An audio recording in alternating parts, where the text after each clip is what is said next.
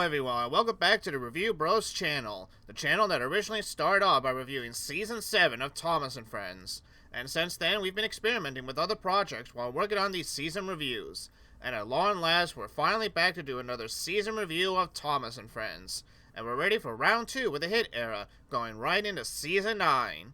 Before we do that, let's introduce ourselves to the new viewers. I'm Sakura the Diesel. I'm Old Teapot 7, also known as Bonnie. And we're definitely excited to go back into the hit Mala era of this show. Seeing in the last season we did, ended up with some interesting results when looking at the beginning of this era. While we did notice a slow downfall of the show with some episodes feeling like filler, there were also other episodes where both Bonnie and I felt that the writers were trying to come up with interesting and decent enough concepts that can also rival the classic series, and in some cases they succeeded. And in the end, it came close, but Season 8, in our opinion, still ended up being a slightly good season. But now here comes the big question of today. Will Season 9, or any of the other seasons from this era, come close to the same rating as Season 8 got? Or will there be a season that's actually slightly better than Season 8? Or will the exact opposite happen? And are the Thomas fans right in that the hit model era had plenty of dud seasons, and Season 8 became the only slightly good season out of the era? Well, as always, Bonnie and I will take a look at all 26 episodes of Season 9 to find out. Before that, let's give a little brief history lesson and trivia in regards to this season. Take it away, Bonnie. As the 60th anniversary of the show was fast approaching, Hit Entertainment was not doing so well financially. After the release of Season 8 in 2004, the season did not do any favors financially to the company. They began to struggle financially, and toy sales weren't enough to save the company from losing money. So instead, they opted to put themselves up for sale, and they were bought by a private equity investment company known as Apax Partners for about $420 million. But whilst all of that was going on, Season 9 of the show began production on September 1st, 2004, shortly after Calling All Engines finished production. This new season would mark the first involvement of Sharon Miller, who not only served as a script editor for this season, but she also wrote 4 episodes for this season as well. This season was also notable for the return of the narrow gauge engines after they were completely absent from the previous season. The reason why they were absent in the previous season was due to all of the engines receiving new chassis for their large scale models, after the original chassis that were built for all of the engines in Season 5 were completely worn out and all of their chassis needed to be replaced with new ones. Lastly, this season marked the first time that the notorious change of engines being self-driven completely took effect, as neither an engine's driver nor fireman is present at all during this season, aside from appearing as background characters in several shots. Sadly, this is something that will become very common in the show until the 17th season. The season wrapped up production on May 31st, 2005, and began airing on September 3rd, 2005 in the US, and on September 5th in the UK.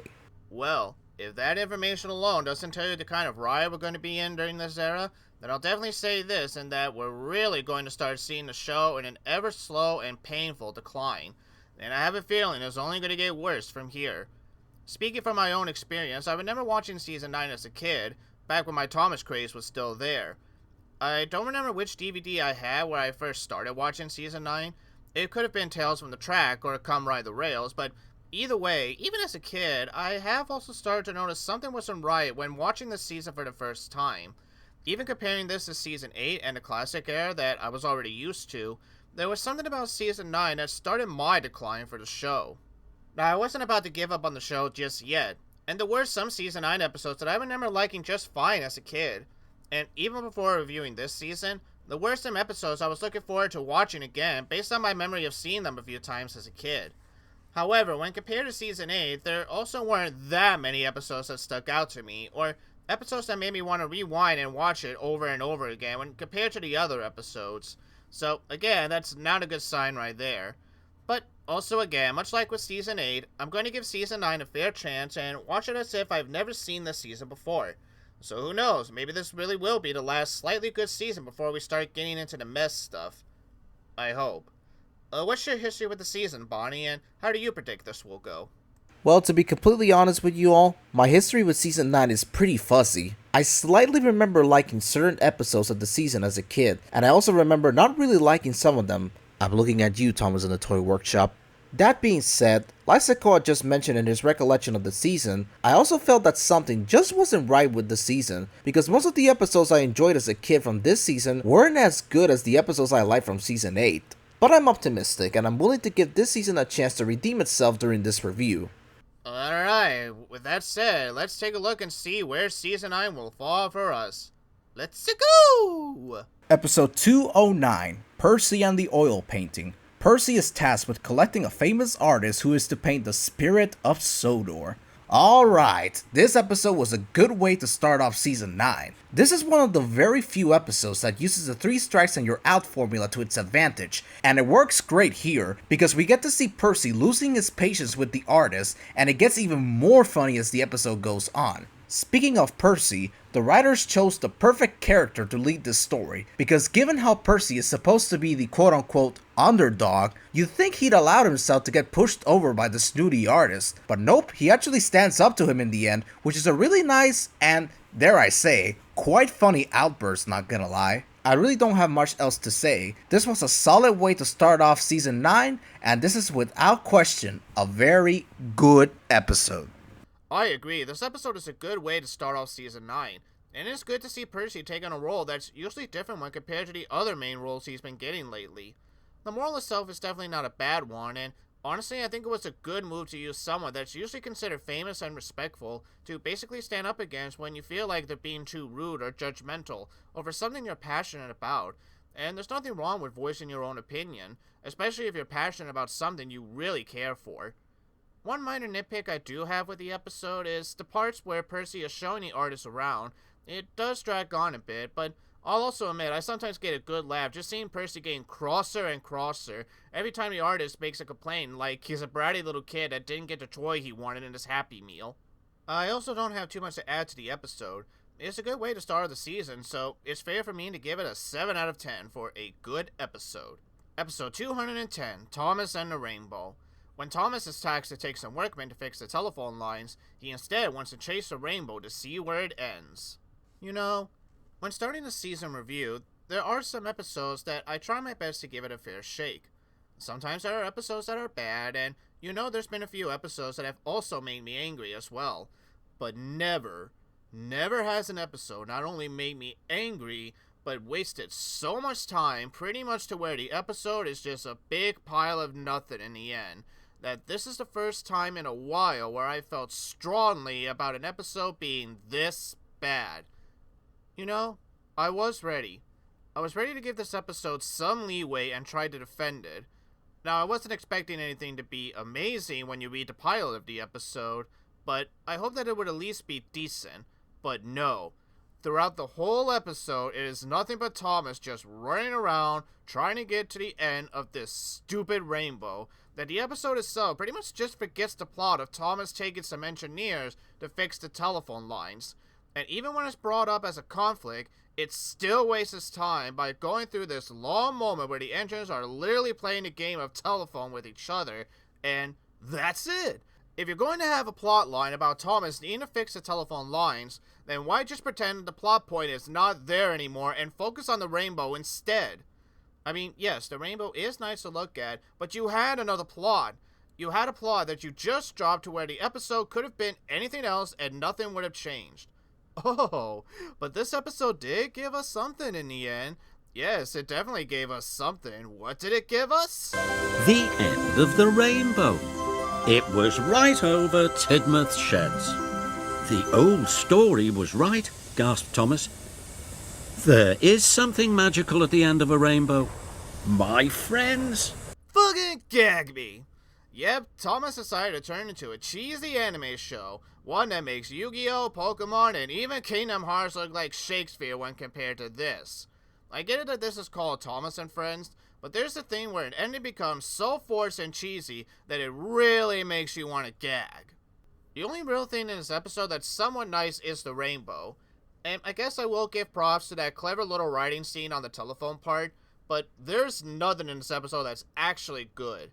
Every time I see it, I want to give it some benefit of the doubt, but once that rainbow comes in and that ending, every time I see it, I'm reminded of why this episode is bad.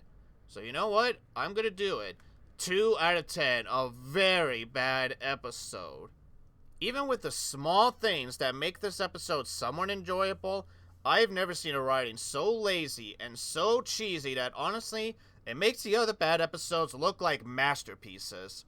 I would take any of those bad episodes any day, because at least there is a story and at least there's a few entertaining parts with those episodes.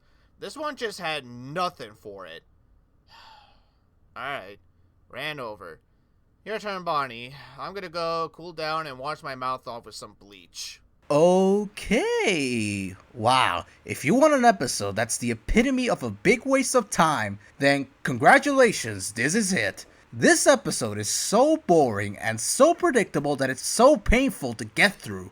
On top of that, the Rainbow Mystery element does not help this episode. In fact, it actually makes it worse. The rainbow only assists to drag this episode on, and when you get to the ending where it's revealed that the mystery of what's at the end of the rainbow was Thomas's friends, it completes the icing on what's already a big and horrible episode. Even when I was a kid, I remember this episode being so boring, and it got to the point where every time I would watch the Thomas and the Toy Workshop DVD, I will always skip this episode no matter what because of how bland, stupid, and boring it was. If it isn't obvious, this is a failway episode, and this episode sucks so hard, so freaking hard. The rainbow itself is nice visually, but other than that, I can't think of anything good to say about this episode. It sucks hard. Let's move on to the next episode, shall we? Episode 211, Molly's Special. Thomas meets a new engine named Molly and wants to help her feel special. For this episode having Molly's name on the title, Molly sure does not get so much screen time compared to the actual main character of this episode. Anyways, I only have one thing to say about this episode. This episode is empty. It's so predictable and bland. Seriously, this episode is nothing but another waste of time. If it wasn't for Sequoia and I making jokes while we were watching this episode, I probably would have snoozed off due to how boring this episode really is. Besides the moment where Molly and Thomas made fun of Gordon at the very end, and the moment where Gordon says that the trucks are empty, I can't think of anything, literally anything memorable about this episode. It's just another typical boring hit era episode where you know what's going to happen before the episode is even over. And Molly herself is just there. Like seriously, she's only there as a plot device to help the story move forward. The opportunity to develop her character was, I feel, wasted, due to the episode being more focused on Thomas than her. Which I guess I shouldn't be too surprised, considering this was the season where it was pretty much a requirement to have Thomas appear in every single episode. But still, the opportunity to develop her character was wasted. All of that, combined with how boring and predictable the episode really is, leaves me no choice but to call this a weak episode, though I was super close to giving this one a failway. Had the moments with Gordon not being present in this episode, then I would have rated this episode much lower. But yeah, this episode is pretty boring and predictable. I have to agree with Bonnie. Had this episode tried to utilize Molly some more, or at least make the plot move steadily along, it would have been a decent episode. On the surface, there's nothing in it that's bad or unforgivable, but this episode also doesn't really do anything with itself that you're just left wondering, is this episode going to go anywhere once we see Molly again? There's no reason the episode needed to take this long to have Thomas explain to the engines about Molly's special, especially when the idea is dumb enough to begin with. I don't really have much to say about the episode because, in all honesty, the episode is not giving me that much to talk about in the first place. This is the episode that Thomas fans think of when we have an episode that's just there to bring in a new character for toys, and that's it. You never see them again, and they don't really get used that much. Sure, one can argue the classic series had this problem too, but even then, they managed to give those one-off characters a personality and a trait. But with Molly, you learn nothing about her or what kind of trait she actually has. You only really remember her because of the toys she had, or if you just grew up with this era, and that's it. So yeah, for me, I'm also going to give this episode a middle-of-the-road 5 out of 10, a meh episode. The only thing that saved the episode was the ending, as Bonnie mentioned, and I also like the night shots, especially with the freight cars in this episode, but other than that, it's just a very bland episode. Episode 212, Respect for Gordon. Tired of being a tease, Gordon makes the other engines start respecting him more. Wow, folks, get the reporters in here. It's only been 4 episodes, but we actually have a great 7-minute episode that's actually a story. and a good structured story at that. I mean, wow. I remember watching this episode as a kid, but I didn't think much of it. And when I started hearing Thomas fans usually naming this episode as one of the best of the hit model era, I came in and let me tell you something. It is that good. Like, seriously, there was not one moment in this episode that felt like it was overstaying its welcome. It's decently in length, they managed to get all of the information across with the intro, presenting the problem Gordon is facing, and even managed to show the moral of the episode without having it feel like it's being shoved in our face.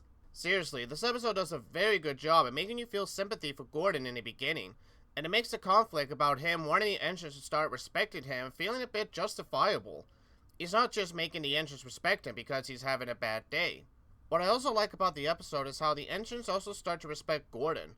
And not only that, but Gordon also learns that respect is something that has to be earned. It's sometimes rare, but this episode really does make you feel like everyone has learned their lesson in the end, and the story feels complete. Nothing felt half-assed, or that the episode is trying to drag itself out, or that you felt like the episode is shoving down the message down your throat. It was actually well crafted. The story has an actual structure to where it feels very complete. I can't think of one thing that would have made the episode any better than it already is.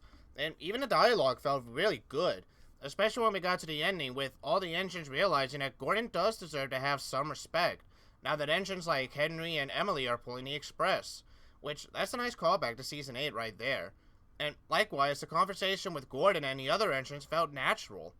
Honestly, the only minor, and it is a very small nitpick I have with the episode, is that the ending pretty much makes it out to be that thanks to Gordon, the engines aren't respecting each other now, which does come off a little corny, but like I said, it's a very minor nitpick because overall, this episode did a very good job presenting the story and its moral that it definitely deserves a 10 out of 10 for a very great episode. I agree wholeheartedly. This is a very strong episode, and I'm just shocked they actually managed to come up with an episode with an actual story and structure instead of an engine getting a job and making triple mistakes. While I think this is a great Hit Era episode, and it definitely deserves to be called one of the best Hit Era episodes, I think there's another Hit Era episode, at least in my opinion, that is neck and neck with this episode. I won't reveal what episode that is until we get to it, but all I can say is that this episode I'm referring to is literally from the next season. Anyways, this episode was fantastic, and I don't have too much to say on it since Okoa pretty much nailed everything that's great about this episode. Though I will say this, it was a genius move not to have the Fat Controller present at all in this episode, because the story is still able to get the message out to the viewers in a nice way regardless. So with that, this episode is without question the best episode of Season 9, and it is also a solid good episode through and through. Episode 213, Thomas's milkshake model. Thomas is tasked with collecting some milk containers, but he goes too fast and accidentally turns them into butter. I mean, if that synopsis doesn't tell you what this episode is about, then I don't know what will. This episode plays out very similarly to Thomas Gets It Right, where basically Thomas is tasked with doing a job, another character makes fun of him and either pisses him off or makes him feel jealous. He screws up his job, and then by some miracle, how, I don't know, don't ask me, he gets to do the job correctly. It's pretty much a repeat of that aforementioned episode's plot, although this time, I think it's much better than Thomas Gets It Right. Whereas Gets It Right was boring all the way and its pacing was very slow for my taste, this episode takes what made that episode boring and corrects it by making the episode feel more entertaining and faster paced, which I greatly appreciate. Also, according to the episode, if you shake milk way too hard, it becomes butter. Which as a kid, I just thought that was some kind of a BS argument, until I did some research for curiosity to see if that action was possible in real life or not, and apparently, yes, you can actually turn milk into butter, but you have to shake it furiously for a whole day for it to happen. So thanks Thomas for teaching me something new. Anyways, I don't have anything else to say, so I'm gonna shake the milk container and apply a good episode rating to this episode. For me, this episode is solid. Nothing really special, but I can't think of too many moments that made the episode bad or even weak in my opinion. Yeah, while the whole idea of turning milk into butter is very far-fetched for some people, honestly, I thought it was a very smart play on both Thomas and even the writers that it's not too far-fetched for someone like me. I also enjoy how you think in this episode Thomas is not going to be bothered by the fact that Emily is taking the children. But then as soon as we get to Emily being her usual self, Thomas becomes his usual self. I kind of find that a little funny to be honest, and at least the episode doesn't drag out to a point where it loses the plot. It's evenly paced, and with everything said and done, I think this episode should get a solid 7 out of 10 for a decently good episode. Episode 214, Mighty Mac. A new narrow gauge engine arrives on Sodor to take the Mountaineers to their camping site, if they can't stop bickering amongst each other. Finally, we got a brand new narrow gauge engine episode after the one season absence from the show. And not only that, but we have a new character joining the Little Engines, and it was mediocre at best. Now, two things I do like about the episode. One, I like that finally the narrow gauge engines actually have a thin controller, instead of just using Sir Topham Hatt to run the Skarloey Railway. I was not expecting HIT to take one trait from the Railway series and place it into their own series. So props to HIT Entertainment for doing just that. I also like the concept of Mighty Mac as well.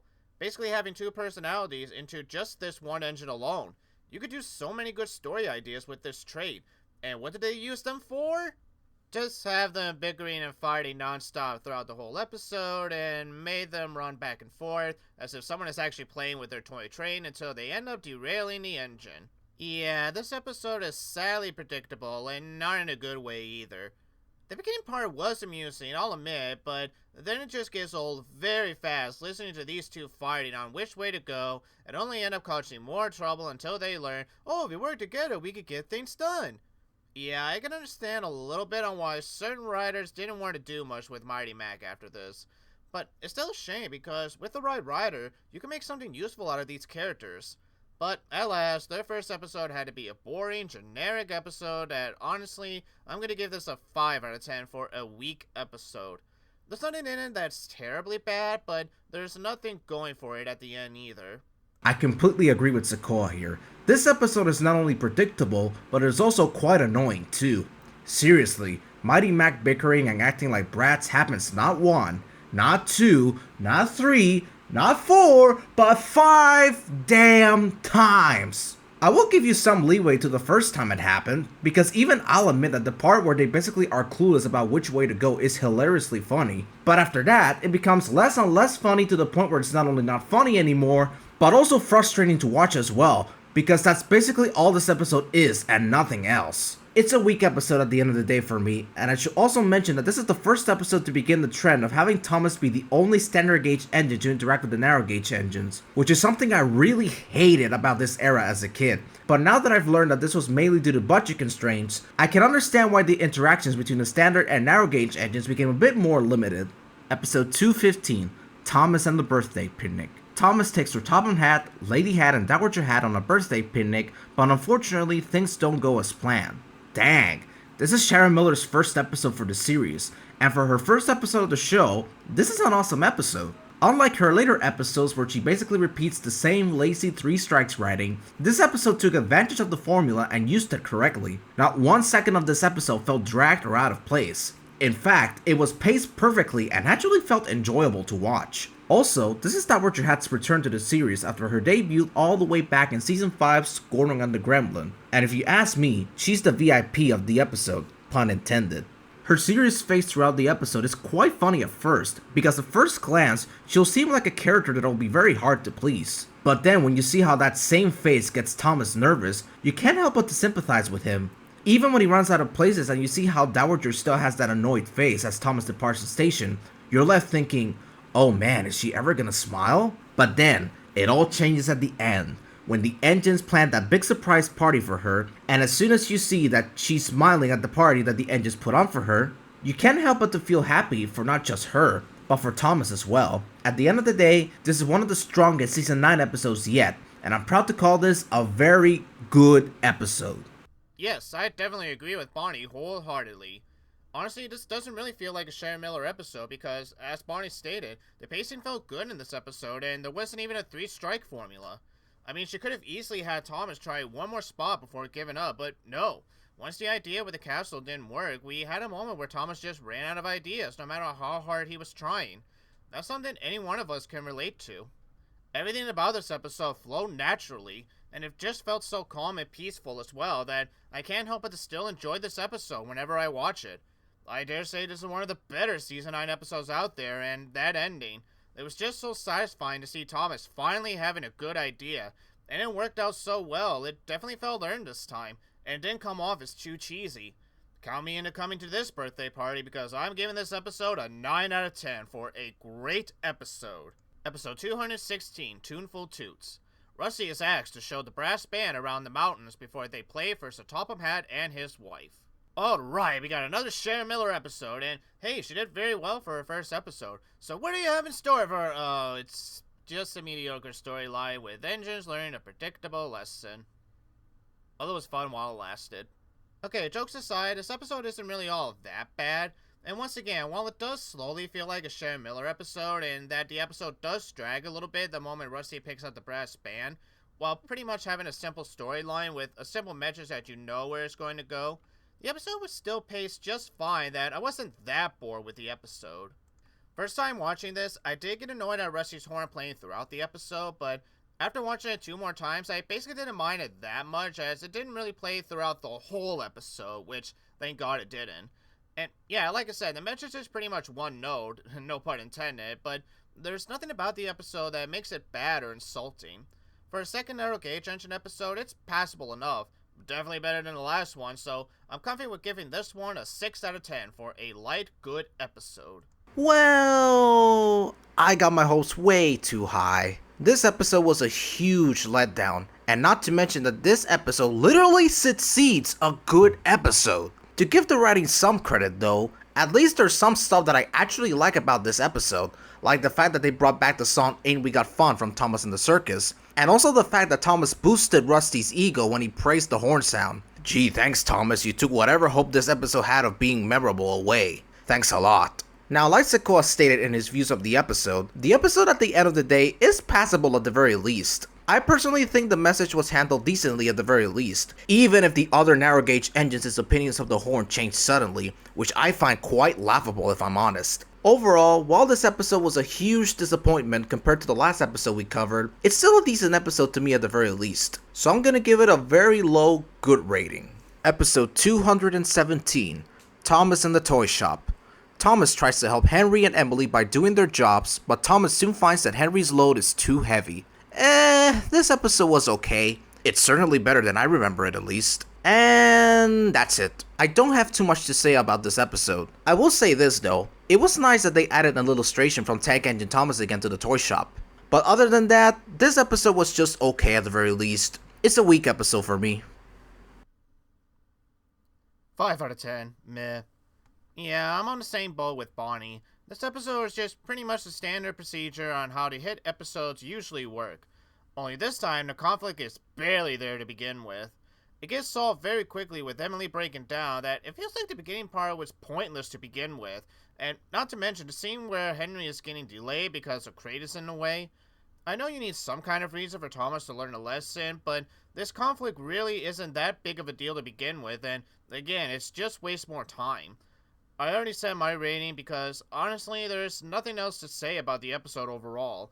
It's not terrible, but it's also not that great either, and honestly, you're fine with just skipping this episode altogether.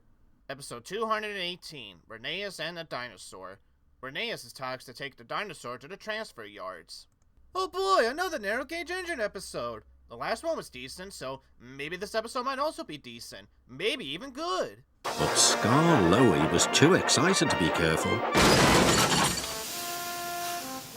Well, at least this episode made me laugh? Okay, to be fair, this episode isn't that bad, but it's very generic once again.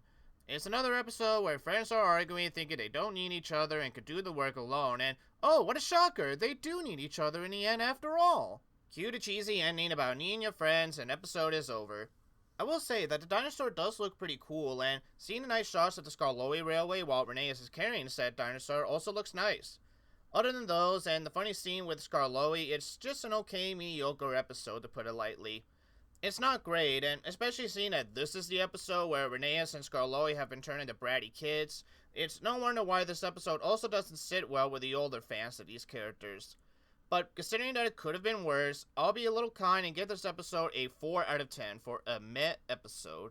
Besides the scene of Skarloey crashing into the trucks being funny as hell, I really don't like this episode. Skarloey and Rheneas are way out of character. And I agree with the majority of the people in that this brand new bratty personality for them doesn't suit them at all, especially Rheneas. As for the episode itself, it's just there. The dinosaur skeleton itself looks cool, I'll give you that. But couldn't they have waited till they got to the transport yards and assembled it there? Oh wait, right. This is the hit era, where safety is thrown out of the window for the sake of telling a story visually. Oh right. Yeah, unfortunately, the two positives I just mentioned aren't enough to save what's already a pretty terrible episode. It's got two characters acting completely out of character, which is not only sad but also very frustrating to watch, a very stupid plot that is very predictable, and a cheesy conflict solution that's just so laughable that you can't take the episode seriously for it. I'm gonna say it, it's a Failway episode. through and through. Episode 219, Thomas and the New Engine. When Thomas sees a new engine named Neville in the yard with Ari and Bert, he falsely assumes Neville is friends with the Diesels. You know, folks, I did try to give this episode the benefit of the doubt, because I feel that other episodes from this season are just as bad as this one. But after my latest rewatch, this episode is worse than I remember it. Seeing this episode for a third time made me think to myself, you know what? Thomas, Emily, and the Snowplow ain't that bad after all, because this episode cranks the frustrating factors up to 110%. It's like they were trying to write a second version of Thomas and the Rumors, but they forgot the most important part of the story, a good resolution. Technically, there was a resolution, but it's just so cheesy and, dare I say, extremely stupid, that I can't take this episode seriously anymore.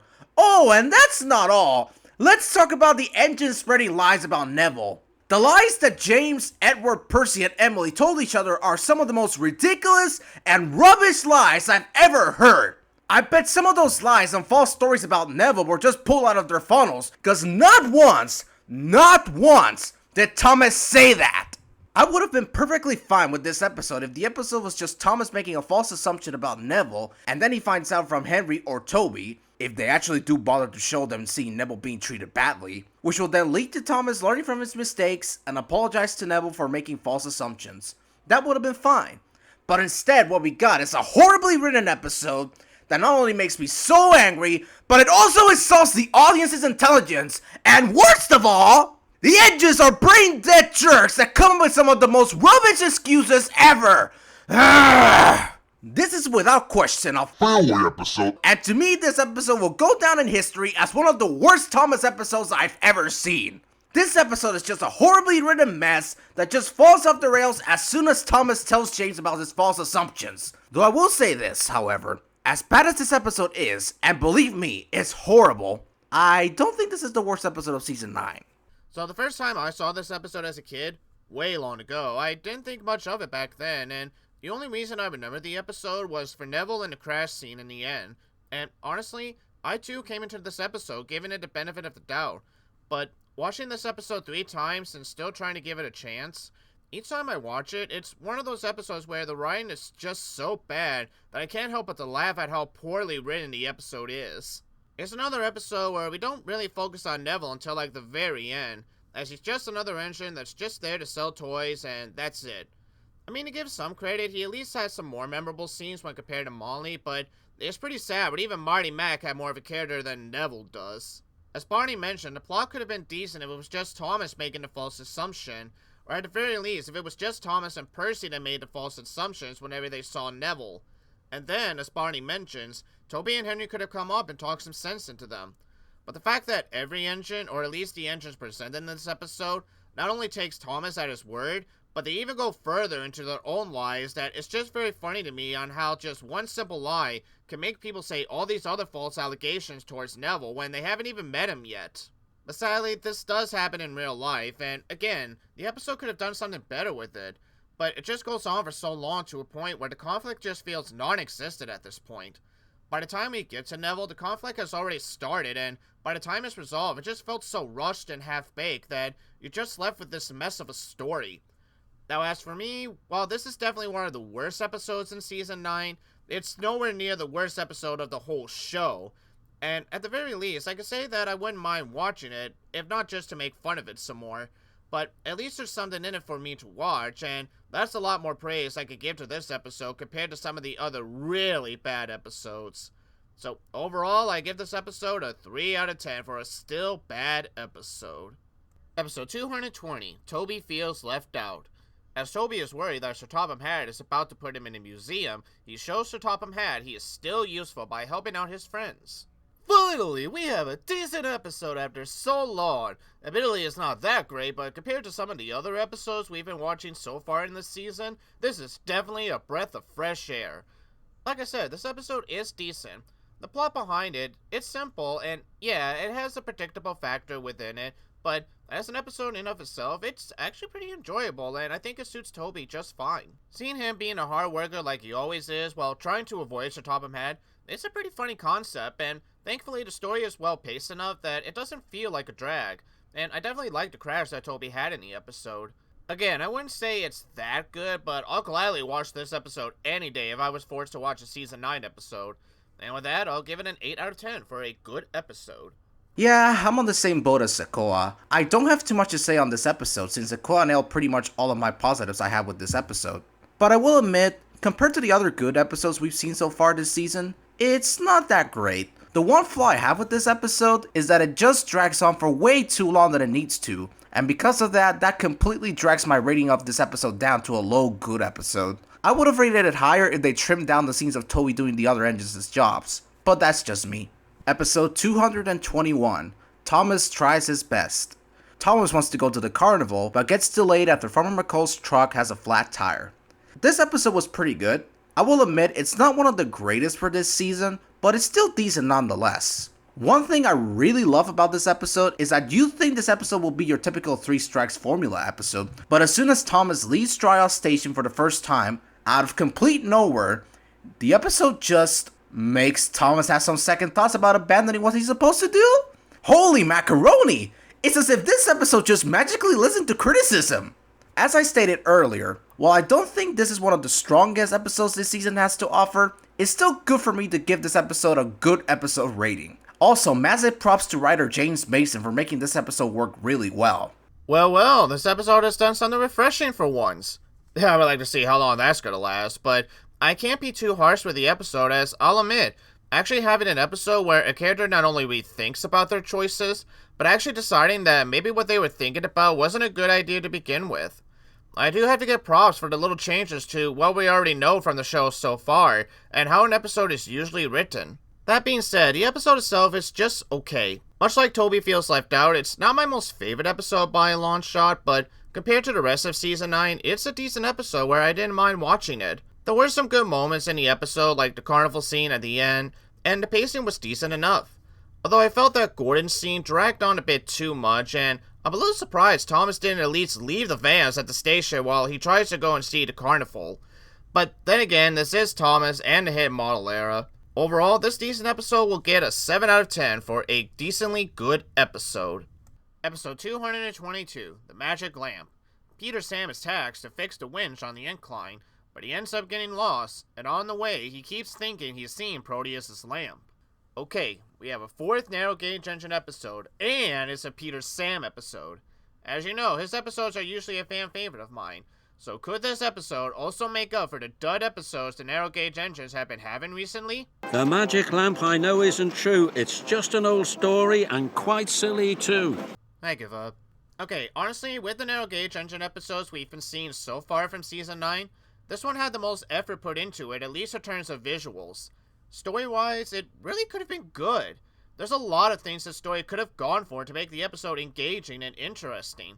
The part where Skarloey talks about Proteus and his magic lamp is a good idea for a premise, one that would make a great little spooky/mystery story as Peter Sam is moving along to fix the incline. There's a lot this episode could have done to keep the kids interested, and I'll admit, as a kid, I loved this episode, and I was very excited to watch it, and now that I am watching it, I mean, I still like it, but this episode really does suffer, and you can tell this is Sharon Miller's writing with the way this episode is structured.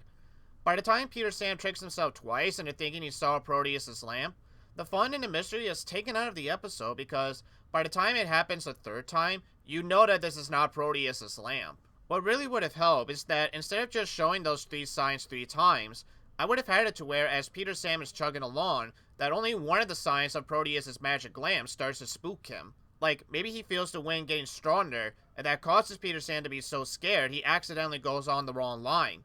Then you could have had him hear a creaking sound, and you could then cut to him seeing that it's just the trees blowing in the wind, and it starts to make Peter Sam second guess himself, but it still keeps that mystery strong. That would have been so much more engaging, and the story could have been fleshed out much better. Honestly, when talking about this episode, it's not anger, it's more disappointment, because Sharon did such a wonderful job with Thomas and the birthday picnic, making that story simple enough to where it didn't feel dragged on. But this episode is where you're starting to see the kind of writer she's going to be as the series goes on, and I know she could have done better. I really wanted to like this episode because the premise is there and interesting enough.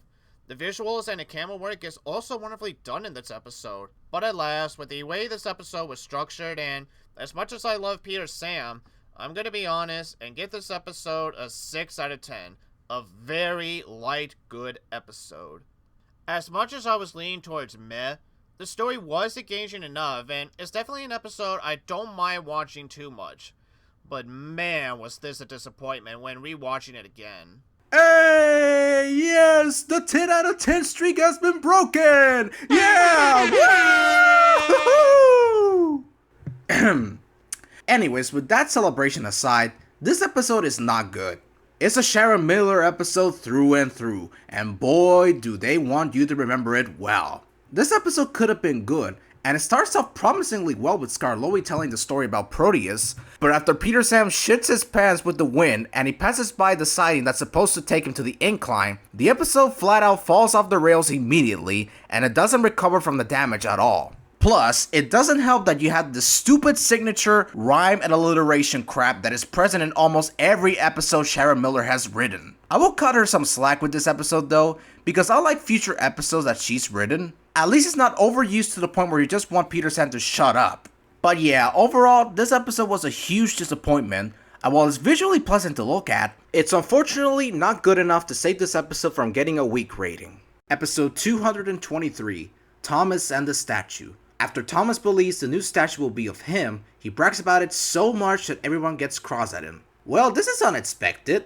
An episode where the show makes fun of itself in a self-depreciating way? Interesting. Anyways, this episode was fantastic, and it's an episode that I can relate to 1000%.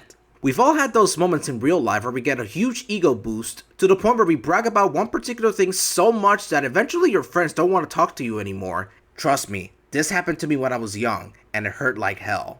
Also, I find it funny that even Percy got sick of Thomas's bullshit. Usually Percy will be the one that believes Thomas 99% of the time. But no, in this one, he really got sick of hearing his own best friend talk about the statue that eventually led to the most memorable part of the episode. Roll it! Please stop talking about the statue. No one wants to hear about it anymore. No one wants to talk to you anymore, Percy added crossly. And neither do I. Damn, Percy, you really ripped them to shreds. Anyways, this episode gets my highest recommendation, and I can't think of anything negative to say about it. It was just that good. So without further ado, this is a perfect, good episode. As for me, this episode is also a solid one. And I agree the episode was paced well enough, and I do like the idea of having an episode where it makes fun of Thomas's own ego, and by extension, mocking at how Hit Entertainment is treating Thomas as if he's the only main character in the series that's important, while pretty much casting the other characters to the side. What I like most about the episode is the colors, giving it a nice wintry feel without having the narrator stating that it's wintertime on the island. And I also like the snowy scene, especially the moment where Thomas is clearing the snow. It was nicely filmed, and seeing the statue itself, it does look very well put together. While the episode is solid, I wouldn't say it's my most favorite episode because it still falls under the same trap of explaining the problem of the episode, or at least explaining why Thomas feels a certain way when we already know this just by looking at his facial expressions. Not to mention explaining the moral to a point where it does feel like it's being jammed down your ear. But other than those small nitpicks, I'm comfortable with giving my own rating of a 7 out of 10 for a good episode. Episode 224, Henry and the Flagpole.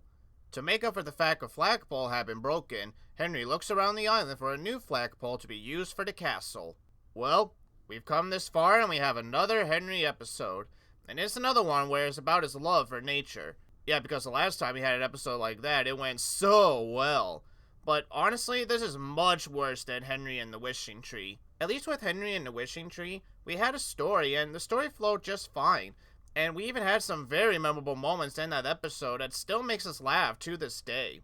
My wish is made good and go to the repair yard. Such a classic, but this episode, while they still have the dumb parts of that episode, they don't really make them all that funny, and even when you do get a laugh, it's only for a short while because the rest of the episode is just filler. That's all I have to say. There's just nothing going on with this episode that by the time it's finished, you're left wondering, where the hell is the plot?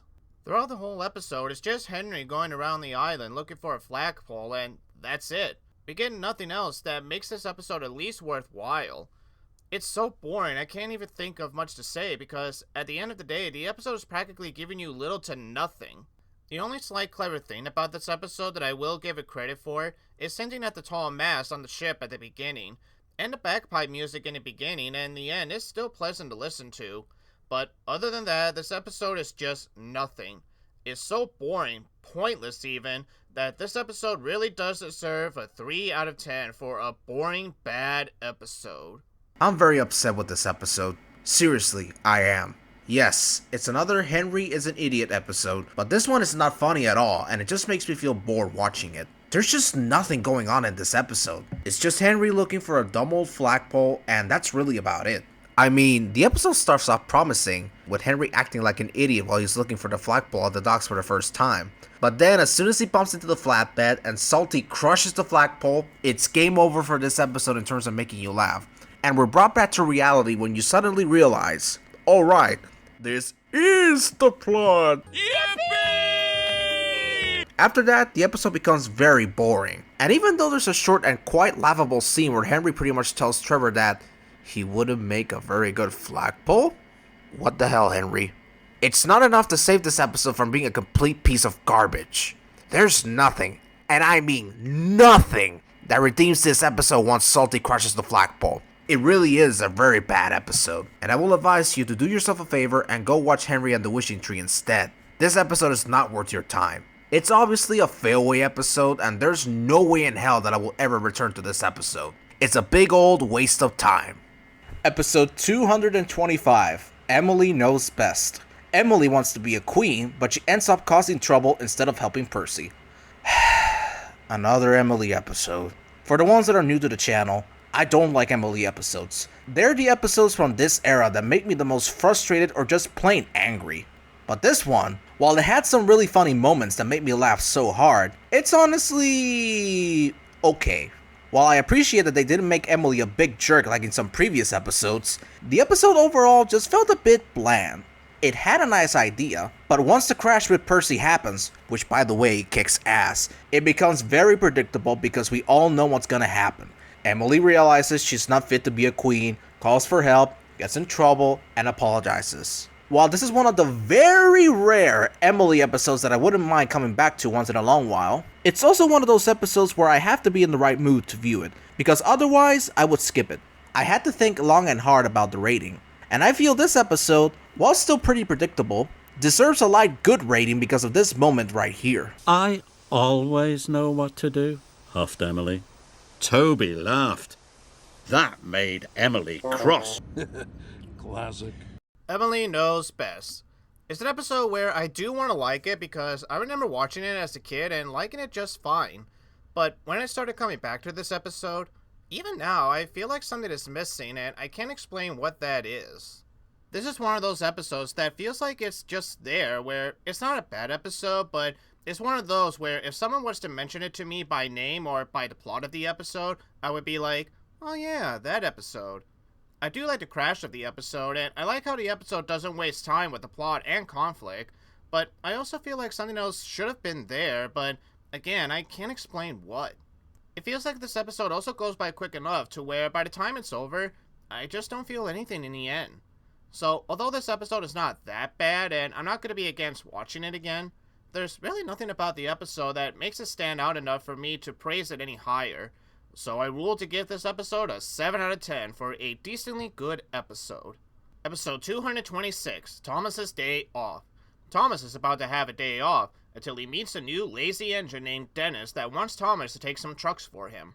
This is another episode I remember liking as a kid just fine, and this is the 4th episode written by Sharon, and actually it wasn't all that bad. I will say this, for an episode that has a new character, even though this is the only time we get to see of Dennis, at least Sharon took the time to give him a slight personality with him being lazy, which there are some people that wanted to mooch off on other people to get them to do their work for them.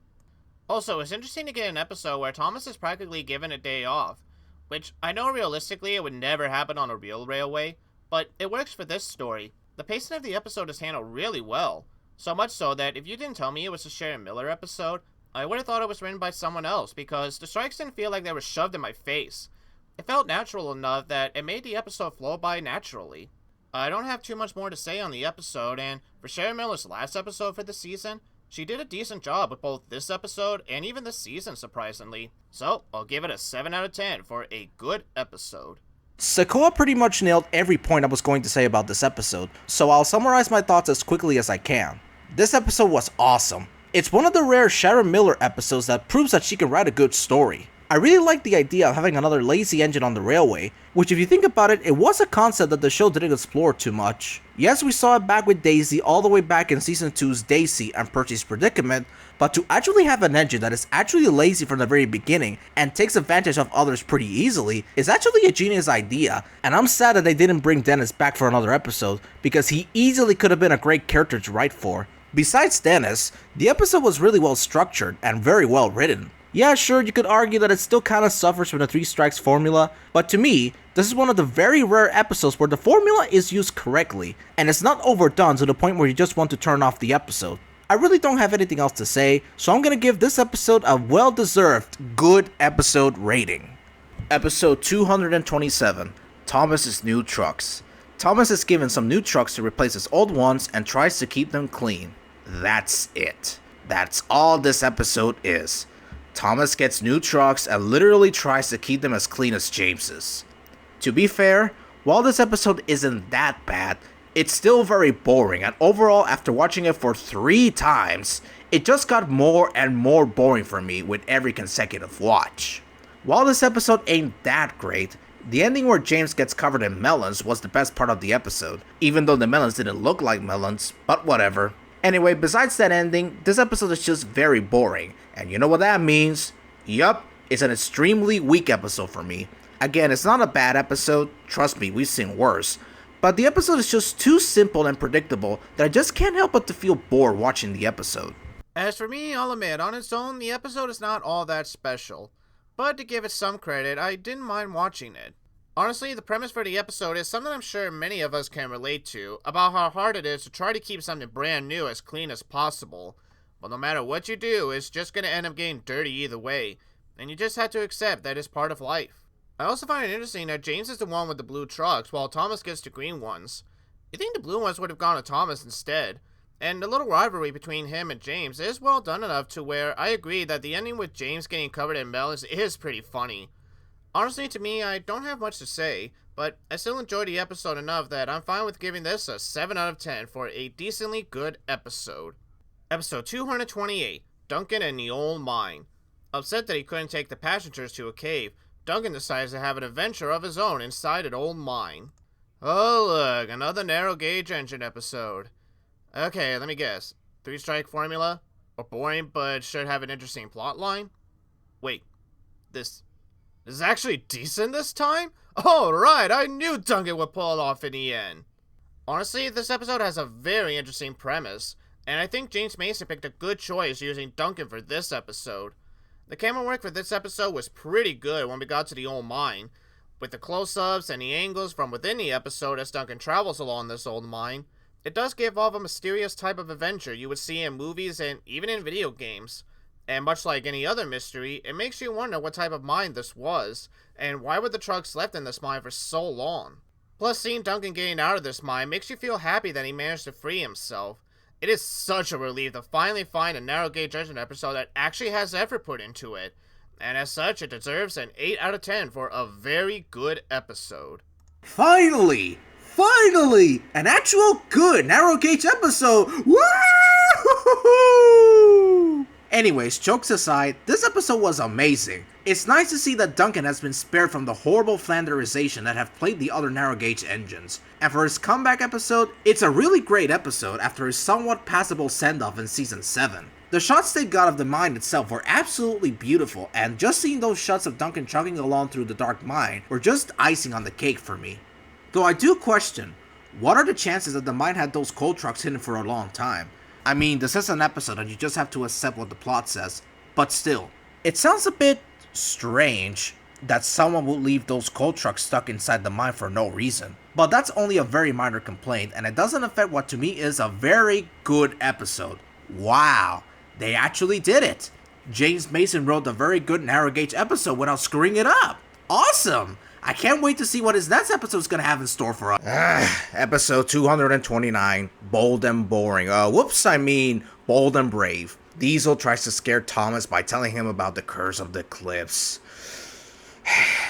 This episode is nothing but a gigantic waste of time. All 3 times I was sitting on my chair just practically bored with this episode. It's just so predictable and bland because you know that what Diesel is talking about is complete bullshit. What about Ben appearing in the episode though? Surely that's gotta mean something, right? I mean, he's not been seen since season 7 alongside Bill, so surely his return will be something memorable, right? Right?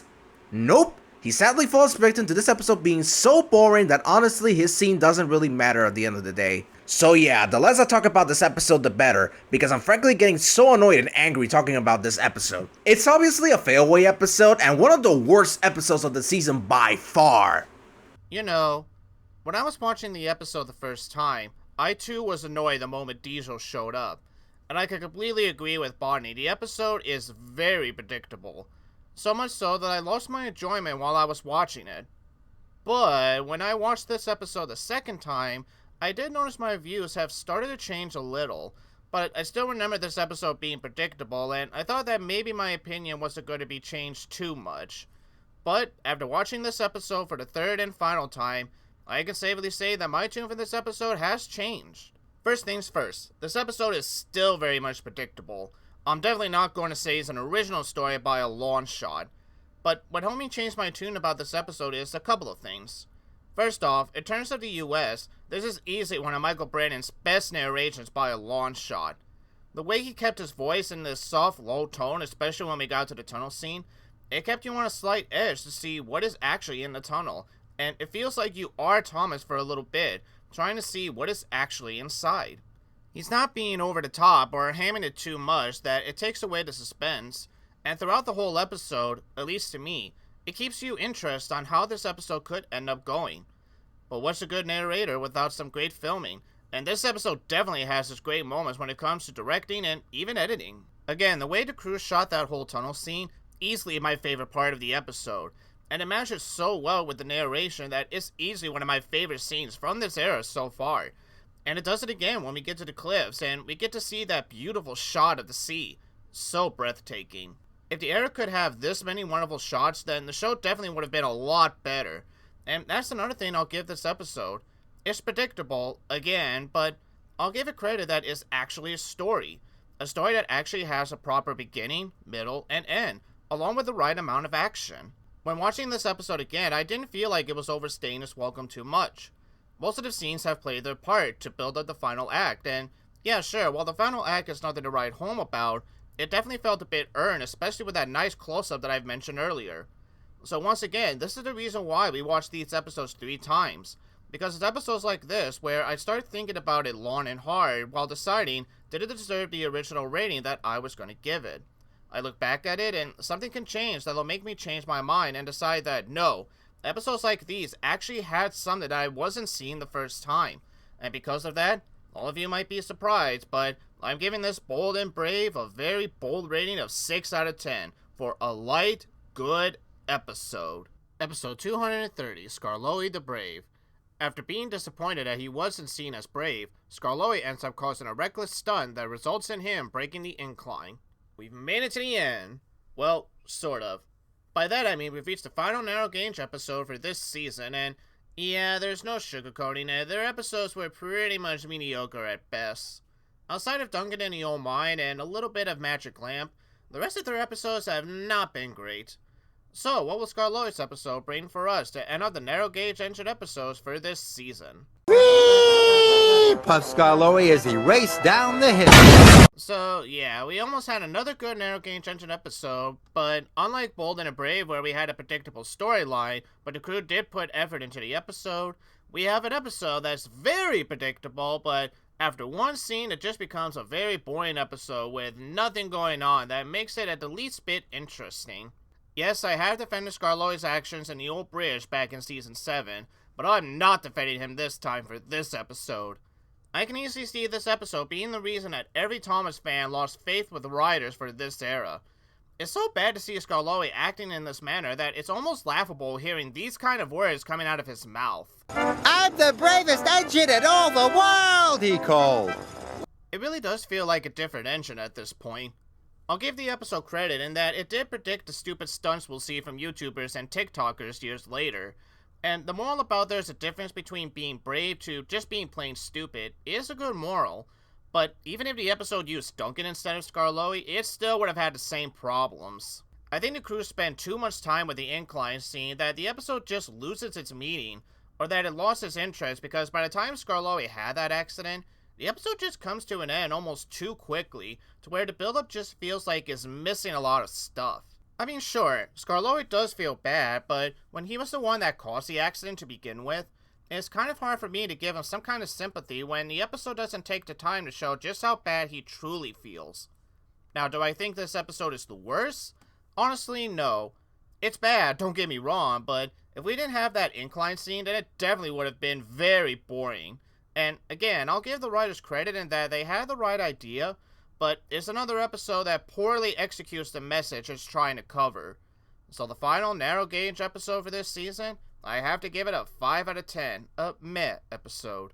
Okay, let's get this over with. This is the definitive Skarloey episode where every Thomas fan universally agrees sucks because of Skarloey being way out of character, as Akoa mentioned. I do agree with the majority in saying that Skarloey is beyond out of character, to the point where he's completely a new character and all. But do I think this is the worst episode of the season and one of the worst Skarloey episodes ever? Well, yes and no. Let me explain. Yes, I do think this is a bad episode, no question about it.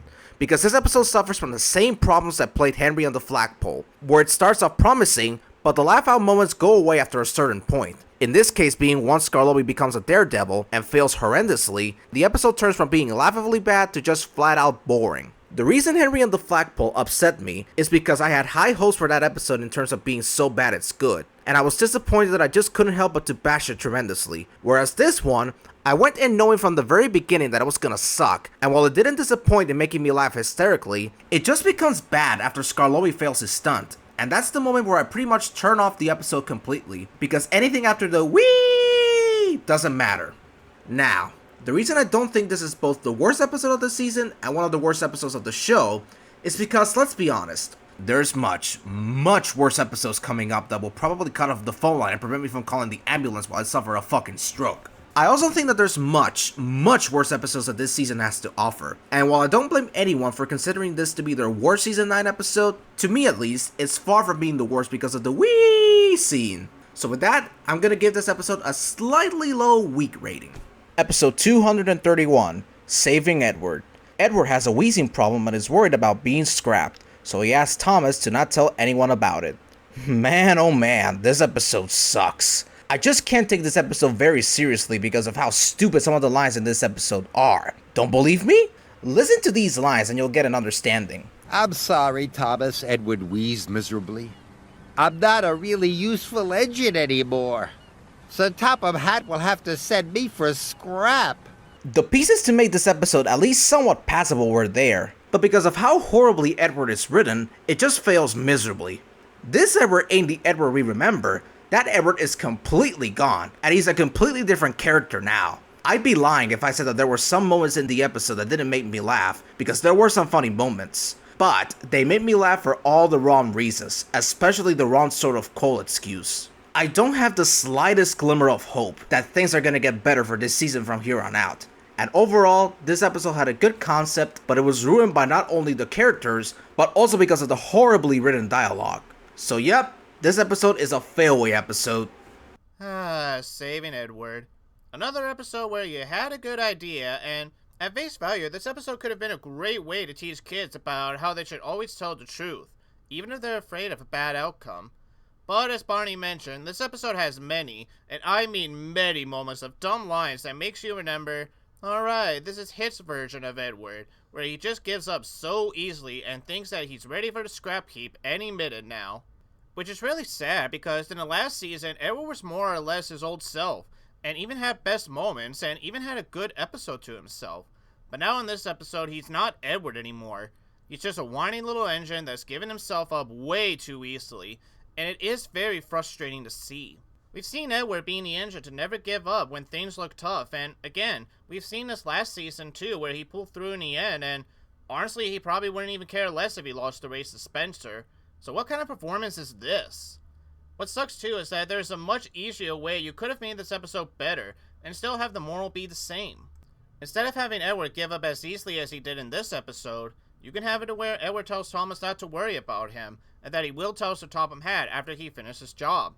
Thomas is still worried about Edward when they get to the docks, but after Edward manages to pull the train out on his own, and after Thomas gets done with his other jobs, he comes back to the station, only to find out Edward is not there. So maybe Thomas and Gordon will find Edward stuck somewhere in the main line, and they help Edward to the station. You would still have Edward in character, and the moral would still be the same. Honestly, I really wanted to like this episode to a degree, but with the way the writers handled Edward in this episode and having the plot drag on, I'm going to give it a 4 out of 10 for a meh episode. Episode 232, Thomas and the Golden Eagle. After feeling disappointed that Emily has taken the bird watchers, Thomas and Percy try to see if they can spot the Golden Eagle while they try to do their jobs. I'm giving this a 3 out of 10. If you want an episode that just wastes most of your time while giving you next to nothing in the end, there you go, this is your episode to watch. It's very hard to talk about or review an episode like this in the first place when it's really giving you next to nothing in the end. That summary at the beginning, this is what the episode is the whole way through. It pretty much goes nowhere throughout the whole episode and just drags on so much that by the time we get to the ending, it's very lackluster, to where it feels like you're being mocked for even bothering to try to give this episode a chance to begin with. And that's the frustrating part about this episode. I would rather watch Thomas at least trying to do the job first, and then he could look for the Golden Eagle, and once Percy is done, he could look for it too. Sure, it would still be a boring episode, but at least I could expect it to be boring. Honestly, I'm having trouble trying to think of something to say with the episode.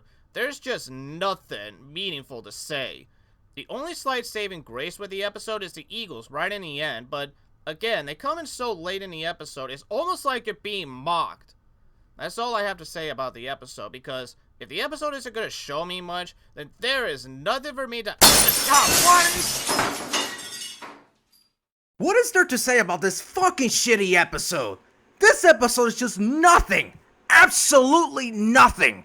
It's just 7 minutes of Thomas and Percy wanting to do something, but that something is absolutely nothing.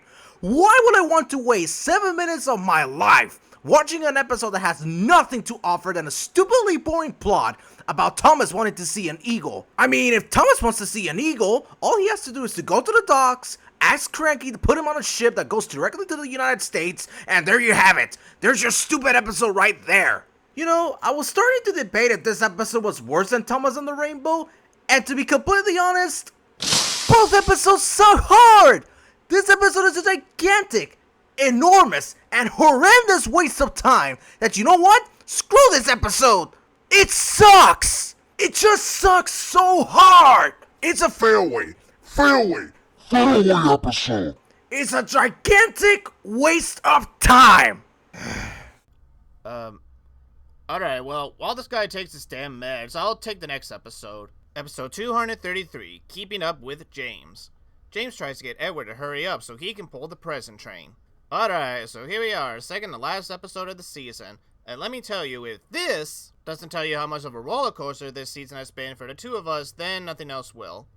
However, in terms of keeping up with James, I will say that the episode is a fun ride. No pun intended. Michael Brandon's narration really gives this episode a slight entertainment value that it deserves. As always, the snow looks very nice, and some of the camera work and angles during the episode were nice to look at. Although I'll admit, the tracking shot where you see James looking worried right before the crash It doesn't look all that great, but speaking of the crash, how can we forget about this crash?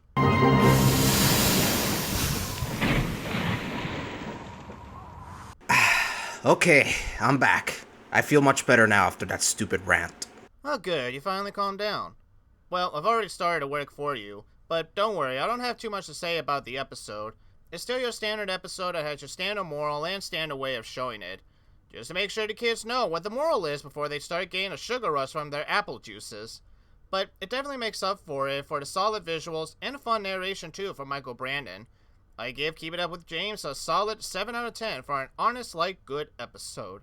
Yeah, I'm basically on the same boat as you are, so to not sound like a broken record, this episode was pretty good, and it's definitely a good episode to just relax, get some laughs, and then move on without taking it too seriously. Now I will say, I prefer the UK version of this episode, mainly because I love Michael Angelis' James voice in that dub. But hey, that's not to say that Brandon didn't do a great job with this episode, because wow, he really put his A game into this episode. You can tell he was having a blast recording the lines for this episode. Now I will say that after the crash, which by the way it's excellent, the episode kind of falls flat because you know what's gonna happen. James gets scolded, learns his lesson, etc. The final parts of the episode aren't that bad or horrible, they're just there. And while they don't affect my enjoyment of the episode, I do wish it could have been trimmed down a little bit. But hey, that's just me. Overall, this episode was pretty fun, and it deserves a light good episode rating. Episode 234, Flower Power. Thomas and Diesel are tasked with going to the flour mill, but along the way, Thomas gets tired of Diesel's teasing and decides to scare him. Man, what another letdown. Seriously, 2 Diesel episodes in the same season and both suck hard. What the hell happened to Diesel? He used to be the funniest character in the episodes he was on, and now he's just the most boring, one-note bully character that you get so bored of seeing over and over again. Atmosphere-wise, the episode was stunning. They really nailed the feel of Halloween in this episode. I especially love the shots of the forest with all the fog rolling in. It really makes the episode feel very spooky. But, unfortunately, this episode isn't spooky. It's a spooky snorefest. You can tell where this episode is gonna go as soon as Diesel opens his mouth and spooks Thomas. Besides the incredible atmosphere and the Thomas model covered with flour, this episode is just so boring that honestly you're better off watching Henry on the Flagpole, and that episode sucks. But yeah, this is without a doubt a failway episode, and it's not the frustrating failway rating. It's just more of a disappointing failway rating, and also a really boring failway rating. Try saying that 3 times. The episode had all the elements to make this into a perfect Halloween. Oh, wait a second. They already did a Halloween episode in the last season, and that one was amazing. Yeah, you know what? Go watch Halloween instead of this episode. You won't be disappointed. So, this is the final episode of the season. Okay, the premise and the plot is predictable, but you know what? We've had predictable plots within the show before, even within the classic era from time to time, and some of them managed to be good or fun episodes.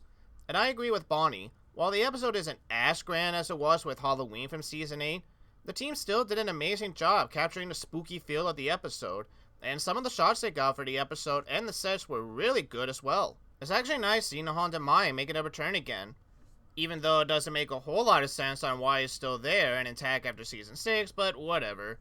I also agree, seeing Thomas covered in all that flour, it just looks really good to me. I can't explain as to why. So, okay, we have an interesting premise and some very great shots. What can go wrong? He rolled up behind Thomas and went, "Boo!"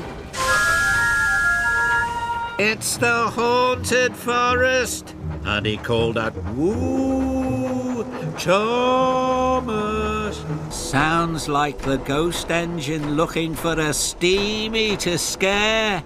Thomas could see that the tree wasn't spooky at all. "It was just a tree," he gasped. Wow, a tree is just a tree? Man, it's almost like this is a kid's show. Man, I really wanted to like this episode. It's one thing for the episode to be predictable, but when you also have lines like that and you have to suffer from Diesel teasing Thomas over and over, I do like that Thomas isn't a total scary engine and knows that Diesel is playing tricks on him, but this episode also suffers from wasting some time to where, even with the nice visuals, it doesn't really make up for the lazy writing and, not to mention... Look, I really do like Michael Angelis. I was watching some Season 3 episodes with him and he could be a very great narrator. But I'm sorry, he really makes this episode more of a snooze fest, and while Brandon does a better job, it's still not enough to save this episode.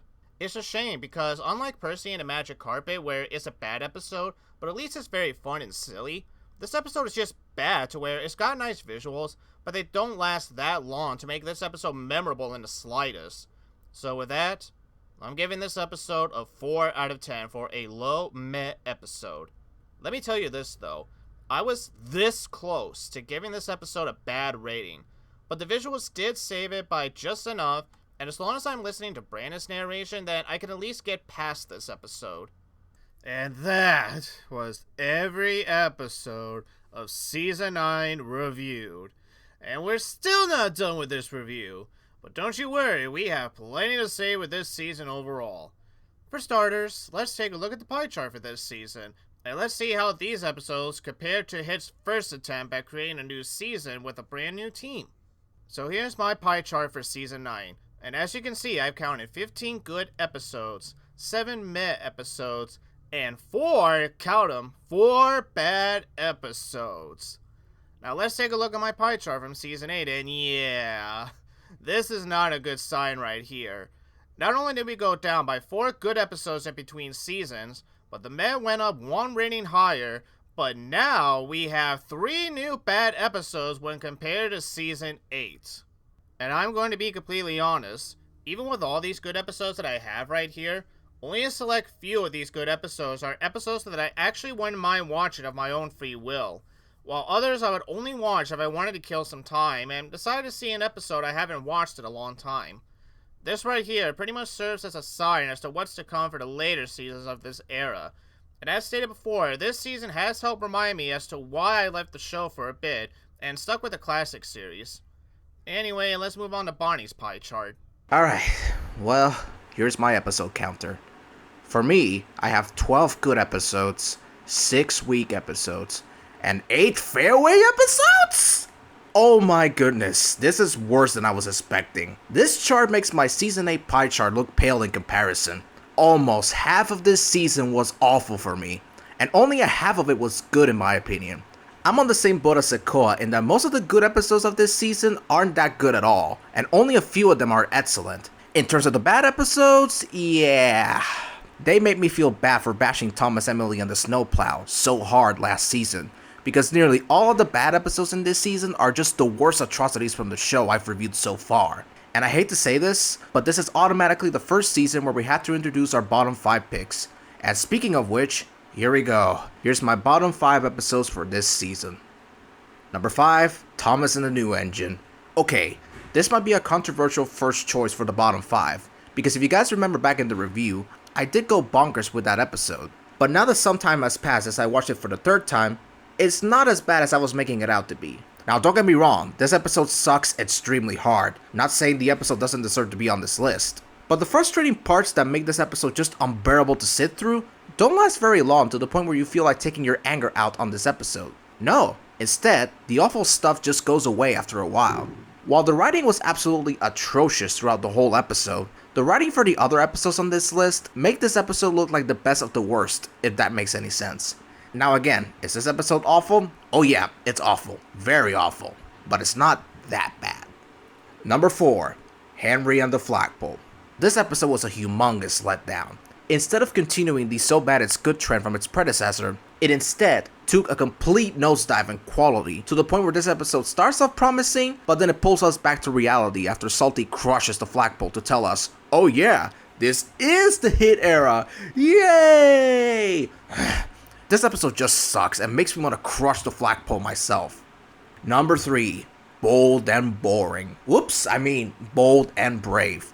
To be completely honest with you guys, if I could make this pick a tie, I would, because this episode and Flower Power are neck and neck in terms of how boring they are. The thing that saved Flower Power from being on this list is just the spooky atmosphere and Thomas's model being covered with flour. Sure, the rest of the episode sucked hard, but those two things are the episode's only saving grace. Whilst this episode is just absolutely nothing but a complete sleep-inducing episode that just goes nowhere and makes me want to press the skip button a gazillion times every time it comes on. Also no, Ben appearing in this episode ain't a positive, because he adds nothing to the story other than just being there. Any character could have filled this role. So yeah, Bold and Brave deserves to be on this list more.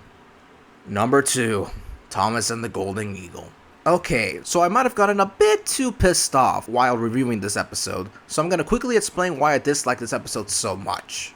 This episode is just another sleep-inducing episode that will make you fall asleep and not allow you to wake up until the next morning. Seriously, this episode is just absolutely nothing. If you want to waste 7 minutes of your time watching Thomas and Percy do absolutely nothing other than just do their jobs or waste time looking for a plot device that doesn't show up until the end, then here you go, this is it. This episode is not just very boring, but it's also very frustrating to watch because it does nothing but waste your time completely. I swear, if my number 1 pick didn't exist, then this easily would have been my pick for the worst episode of the season. But number 1 exists, and it's the creme de la creme of absolute bullshit. And finally, here we go. My number 1 pick shouldn't be a surprise to anybody. It is Thomas and the Rainbow. Holy shit, there is something at the end of the rainbow. What's that? A cheesy, unimaginable, crappy, and just awful mess of an episode. This episode just fucking sucks so hard. So fucking hard. If you thought watching Thomas and Percy do nothing for 7 minutes was bad, then this episode is even worse. This episode is nothing but Thomas chasing a stupid rainbow for 2.5 minutes while we, the audience, are forced to watch him run around like an idiot trying to find the end of the rainbow, which by the way, the end of it has the most stupid, laughable, and awful ending of any episode yet. It's basically Thomas and Friends. There, I said it. Happy now? But yeah, this episode is easily my number 1 pick for just how frustrating of a watch this one was. And yeah, it's pretty clear that I do not want to return to this episode ever again. It's nothing more than an enormous waste of time that treats its viewers like garbage, and it also insults their own intelligence as well. So there you go, that's my bottom 5 picks for this season. All 5 of these episodes are awful, and I wish that they didn't exist. But anyway, Sakoa, go ahead. Let's get your bottom picks out of the way. Well, let's get this party started. Our first time doing a bottom 5 for the show overall.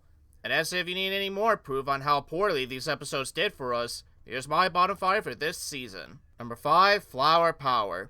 Yep, believe me, I was shocked as well, but I was this close to not putting this in the bottom 5. But when Bonnie explained his reasoning for why he was going to put this in the bottom 5, it got me thinking about which episode do I find worse, this one or Thomas in the Toy Workshop. And now that I thought it long and hard, I felt that Flower Power deserved the number 5 spot. While I would still watch this episode more than Toy Workshop, I'm with Bonnie in that I still get this disappointing feeling whenever I watch this episode. Because like I said, this episode could have been at least decent with the amazing atmosphere and sets. But the lazy writing is just what kills this episode for me. And the reason I put this at number 5 is that at least with Thomas in the Toy Workshop, I wasn't expecting much from the episode, so I wasn't that surprised with the rating I ended up giving for that episode. But with Flower Power, I was hoping that maybe this would be a fun episode. But now that I've seen the episode and how it was structured, man, I can't tell you just how disappointed I am with this episode. But honestly, I would still watch this episode and even the next episode on this list, more so than the other episodes that will be in the bottom 5. Number 4, Thomas and a New Engine. So I'm going to be honest, I never really hated this episode as a kid. The only reason I came back to the episode or even remembered it fondly was the crash scene, and the crash is still the highlight with me for the episode. It's also one of those episodes where it's so bad you can't help but to laugh at it, especially when the entrants just start piling more rumors on the Neville as the episode continues. It's just one of those episodes where I can watch it and just laugh more and more with how stupid the plot is. And at the very least, the episode flows at a steady pace, just like Bonnie mentioned. Number 3, Henry and the Flagpole. Now here's a truly bad episode, and an episode that I really can't see myself watching that much. Even with some of the stupid moments like Henry not looking at the flagpole right in front of him, or Trevor's last speaking role, only to have Henry say he wouldn't make for a very good flagpole, this episode just goes all over the place with this writing that it makes it a chore to sit through. But what's an episode that's worse than having jumble writing? Number 2, Thomas and the Golden Eagle. An episode with a very boring plot through and through. An episode that really couldn't think of any plot at all, and you're just forced to watch Thomas and Percy basically doing nothing in the end. And if that wasn't bad enough, the episode basically almost gives you a middle finger when you finally get to see the Eagles in the end, but they're only on screen for like 10 to 15 seconds, and then the episode is just over. As Barney stated, if this episode was the only episode that had that kind of ending, this would have easily been number 1, and I was close to giving number 1, but this last episode took the cake and gives you not only a middle finger to you, but also makes you want to vomit in the end. And that episode is... number 1, Thomas and the Rainbow. Let me tell you something. If you can make me rant in the second episode of a season, then you know you're doing something very wrong. I have never seen a Thomas episode so far that really insults not only the old Thomas fans, but also the kids' intelligence as well. We spend the whole episode changing a rainbow, and that's the plot! That's the whole plot of the episode, is just chasing the rainbow, that pretty much if the telephone line wasn't a plot point in the episode, nothing would have changed in the slightest. This episode is not only a big waste of time, but what do we also get at the end of the rainbow? The end of the rainbow. It was right over Tidmouth Sheds. The old story was right, gasped Thomas. There is something magical at the end of a rainbow. My friends. I'll say this again, gag me! Even Yu-Gi-Oh! And sometimes Pokemon are not this cheesy with their endings. I've seen other preschool shows that are not this cheesy either, and even with the cheesy moments, for the most part, they feel earned. This was just slapped in and forced to a point where you really do want to vomit up a rainbow yourself. There is no doubt in my mind that this is not only the worst episode of Season 9, but probably once we get finished with the whole show, this easily might be the worst episode of the show, period. But as stated before, not all of Season 9 was bad. There were still just enough episodes within this season that stood out when compared to the other episodes. And you know what that means? So here are my top 5 episodes for this season. Coming in at number 5. This one might shock some people, but I'm putting Bold and Brave into number 5. I had to think long and hard about this one, and after thinking of all the episodes and how this left me more and more impressed in terms of visuals and Michael Brandon's solid narration for this episode, I found myself enjoying this episode the more that I watched it.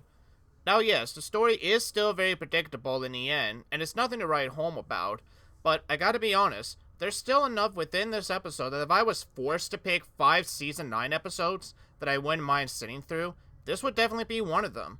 Number 4, Don't Get Any Old Mine. I'll be honest, but as Barney mentioned, most of the Narrow Gauge episodes have been very middle of the road or just straight up bad this season. Even with episodes like this one and The Magic Lamp, you can't help but to feel that the magic that was there in their previous seasons has suddenly gone away. But out of the 2 Narrow Gauge episodes that were decent, this episode right here is one that, much like Bold and Brave, feels a bit creative with its visuals and directing. But I'll admit, the story is still lagging where the episode can become hit and miss for some. But I like it enough to where I could see myself watching it from time to time. Number 3, Percy and the Oil Painting. Now this episode was a step up compared to the starting episode we got in Season 8. Percy getting angrier and angrier at the painter is actually pretty funny, to a point where even Gordon thinks he's being rude. But you have to be an extreme asshole to make someone like Gordon hate you. Plus the painting in the end is actually a very nice addition to the series. Number 2, Thomas and the Birthday Picnic. Honestly, if one certain episode from Season 9 didn't come along, I would actually put this episode into number 1 because this was the only Season 9 episode I would watch again and again from time to time, and it's still just as good as I remembered it. It's not doing anything fancy, and the conflict feels so real enough and used properly that for her first episode of the series as a whole, Sharon Miller did a very great job with this episode, which is more than I can say considering the other episodes that are about to come up. But let's just pretend this is her only episode in this season so we can enjoy it for a little longer. And for my number 1 pick for Season 9, and to almost no one's surprise, Respect for Gordon. Yeah, we all knew this was coming, and honestly, before Bonnie and I finally got to watching Season 9, we all heard the praises a couple of Thomas fans gave to this episode. And after watching it 3 times, I can definitely see where all the praises are coming from. We have an actual story for once that just feels very complete. Everyone is just about in character, nothing felt rushed or forced down your throat to a point where it distracted you from the episode. And most importantly, I had tons of fun watching it. I could easily see why this episode is well loved by a couple of fans, as this episode definitely feels like a standout episode compared to the rest of Season 9. which is a lot more than I can say for the rest of the episodes. But there you have it. These are the top 5 episodes that I felt were the highlights of Season 9. Take it away, Bonnie. Alright, well, after the horrible mess that were the bottom 5 picks, here are my top 5 episodes of Season 9. Now, I will preface this by saying that most of the good episodes in this season weren't that good, but the episodes that will appear on this list are the only reasons why I don't rate Season 9 very low on my rankings. But anyway, here we go. Number 5. Thomas Tries His Best. Conceptually, this episode seems like it's going to be a generic boring episode, but the fact that the episode, out of nowhere, decided to actually give Thomas a functioning brain for once is just shocking. So because of that, I think this episode was very well written. Now granted, it does drag a little bit near the end, where Thomas and Gordon have a race to the nearest signal, and I find it a bit hilarious that the generator for the carnival breaks down as soon as Thomas gets to the docks. But overall, this is a relatively safe, good episode, and one that I wouldn't mind at all to rewatch. Number 4, Duncan and the Old Mine. The only narrow gauge episode that matters in this season. The other ones, not so much. While I wasn't a big fan of Duncan's send-off in Season 7, his big comeback episode to the show was fantastic. Duncan still feels like the classic Duncan we know, and the fact that he just straight up ignored Rusty because he wanted to quote-unquote have an adventure is still very funny to me. Visually, the episode was also spot on. I love those shots they got of the mine. They truly make you feel like you were locked in with Duncan. While the other narrow gauge episodes range from extremely predictable to just outright laughably bad, this episode right here is a great example of what happens when a writer just nails how the character should be portrayed, and because of that, I'm happy to put this episode on my top 5. Number 3, Thomas and the Statue. Remember the good old days when people used to be able to laugh at themselves without getting easily offended? Man, I surely miss those days, and this episode does a spectacular job in reminding me of those times. I'm still shocked that an episode like this was even greenlit, but you know what? I'm all here for it. I love this episode. Without letting my bias creep in, I love how this episode teaches us what happens when your ego gets the better of you, and it was nice seeing Thomas getting a big head to the point where everyone, even fucking Edward, gets sick of him. Plus, Percy snapping at Thomas was just something. Like I stated in my review, we've all been in that situation before, where we get too big for ourselves and boast about something to the point where even your friends get sick of hanging out with you. But yeah, this episode was spot on in telling us that getting too big for your own head is a bad idea. And also the fact that the show made fun of itself is still hilarious to this day for me. Number 2, Percy and the Oil Painting. I was originally going to give this spot to Thomas at the birthday picnic, but the more I watched this episode, the more I realized that I forgot how genuinely funny this episode was compared to Birthday Picnic. And because of that, I chose this episode over that one. I mean, seriously, the fact that the famous artist managed to push Percy to his limits is hilariously funny. Plus, I also gotta give credit to the way the episode was written, because I love how the 3 strikes formula is used to its advantage in this episode. They take the good route and opt to make every time the artist complains a laugh out loud moment, and it works. It just works. So with Percy, and to an extent Gordon, losing their patience with that artist, this episode is amazing, and it's, in my opinion, one of the hidden gems from this season. And number 1, respect for Gordon. We've talked about why this episode rules and demolishes every single episode in this season already, so I'm going to keep my thoughts on this one short and straight to the point. This episode accomplishes to tell a good story in 7 minutes that it puts the other episodes in this season, and to an extent, the other hit model era seasons to shame. Everything about this episode is perfect, from the story, to the characters, and even to the crash. So yeah, it's a no-brainer as to why this is not only the best season 9 episode, but it's also, to me, the second best Hit Model Era episode overall. What is my favorite Hit Model Era episode exactly? Well, that's a question that I'm sure will be answered pretty soon. Alright, now onto the directing for this season, and I have only one word to describe it. The directing for this season was overall just okay. While I'm glad we got to see new locations in this season like the Viaduct, Bluffs Cove, Shen Valley, and that one station that I forgot the name of right now, I'm genuinely getting so sick and tired of the countryside sets, because it's literally the only set that is used 99% of the time, besides the Titmuss sheds and the Knapford station sets. Now the show truly feels like it's a toy train set being filmed, which was most likely the case since this was the era where toys are more important than quality.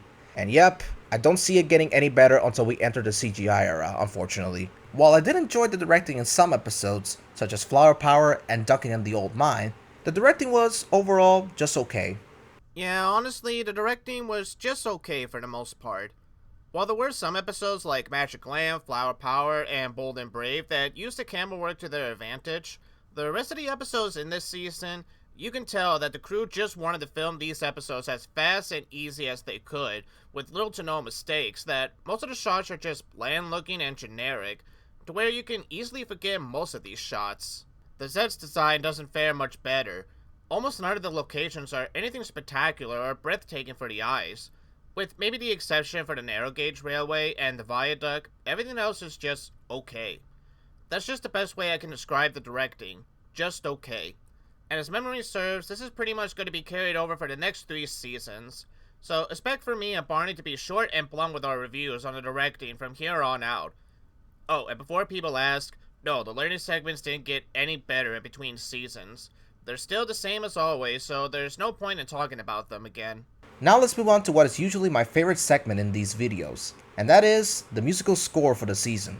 I wish I had a lot to say for the score of this season, but I honestly don't remember much of the score for this season, besides a few select themes. Yeah, get used to hearing that, because if there's one thing that the hit model era was known for, is that the music, at least for the model era, wasn't really that great, because it relied heavily upon repetition, and that is something I do not like. Sure, Mike and Junior used the same music cues from time to time, but at least they made sure that every theme had a new musical arrangement to it, so that the music sounded contemporary and fresh. Hartshorn doesn't do that. Hartshorn started off strongly with his recomposition of Season 7, and heck, I think he did a great job in Season 8. But in this season, yeah, it wasn't good. Besides a couple of new themes like the Skarloey Railway theme, the score he did for Thomas Tries His Best, the Magic Lamp, Thomas's Milkshake Muddle, and Flower Power, his compositions for this season were extremely forgettable at best. It's a shame too, because with the CGI era, he was an extremely good composer. I don't know why he's so bland in this era. I'm guessing it's because HIT demanded the score be simplified or something. I don't know. All I know is that his score for this season was very forgettable in my opinion. Now, before we get to how Ed Welch did with the songs, let's see what Sequoia has to say about the score for the season itself. Well, to be honest, originally I didn't have too much to say about the music score for Season 9, but now that Barney brought up Hearthstone's composing skills for Season 7 and 8, it's almost comparing apples to oranges right here. Because it's seasons like Season 9 that sometimes makes me forget that Robert could be a good composer for the show. If you remember our Season 7 review, there were plenty of moments where I prefer his score over Mike and Darnell's music scores during Season 7. And there were a couple of good scores for Season 8 that I still remembered, and believe that they were some of his best works for that season overall. Which is why it's a bit sad that, outside of some memorable scores like the Skarloey theme, there really wasn't any score that stood out for me in this season. If someone was to play me a score from a Season 9 episode, I wouldn't be able to tell you what episode that score came from, and that's really sad. Honestly, my guess as to why the score is the way that it is probably also has to do with the strict deadline HIT posed onto the crew to get each season out yearly. Now, Robert probably just didn't have the time to make a fresh new score, or update certain ones, and just felt it's better to reuse the score he already had for Season 8. Which is not a bad thing, as even Mike and Jr. would reuse their own score for the classic era, but even then, they were given a much longer time frame to update and make new scores for the engines. Robert, I like you, man, but something tells me that the further we get into the model era, the less we're gonna have to say about you and your music. Now, with Ed Welch, we do have some things to say about this man. So, from the last season, outside of a couple of songs that Barney and I have our own opinions on, I would say that overall for Season 8, he presented with some strong bangers that I still remembered and would even love to listen to from time to time. In a way, these were just as classic to me as any other songs from the classic era itself. So, how did Ed Welch do for the songs in Season 9? So just like our Calling All Engines review, we decided to permanently implement our individual reviews for each of the songs to these videos. The way the segment is going to work is that we will talk about a song and then we'll rate it on a scale of 1 to 10. So with that out of the way, let's get the segment started with the first song of the season, Buffer Up and Share. Alright, so first off, we have Buffer Up and Share, and oh boy, already we're starting with a bad song. I really hate this song. It is the epitome of what makes a bad hit model era song, where you take the verses and the chorus and just loop it over and over again until the song is over. And man, they really cracked the looping up to 100% here. This song is just boring and forgettable. And yeah, it's clear that Ed Welch didn't even try with this one. 1 out of 10. I'll give the song credit in that the instruments were nice to listen to, but yeah, this is a start where the songs in this era are going to get more and more lazy. I agree that Ed Welch didn't even try with this song. It felt like he only made it because he was pressured to do so, and it shows. I'll also give slight credit to the chuffing sound effects the kids were making during the song, but honestly, it's very cheesy and very forgettable. 2 out of 10 for me. Next up is Party Time. Now, this is the only Season 9 song that never made it onto a home media release in the US, and you could only listen to it if you managed to view the episodes on PBS Kids. And honestly, I'm kinda glad it never made it onto a home media release, because this song, while much better than Buffer Up and Share, is still not that great. The first time I heard it years ago, I really, and I mean really hated it because of the way Ed Welch repeated the chorus so many times. But then I heard this version.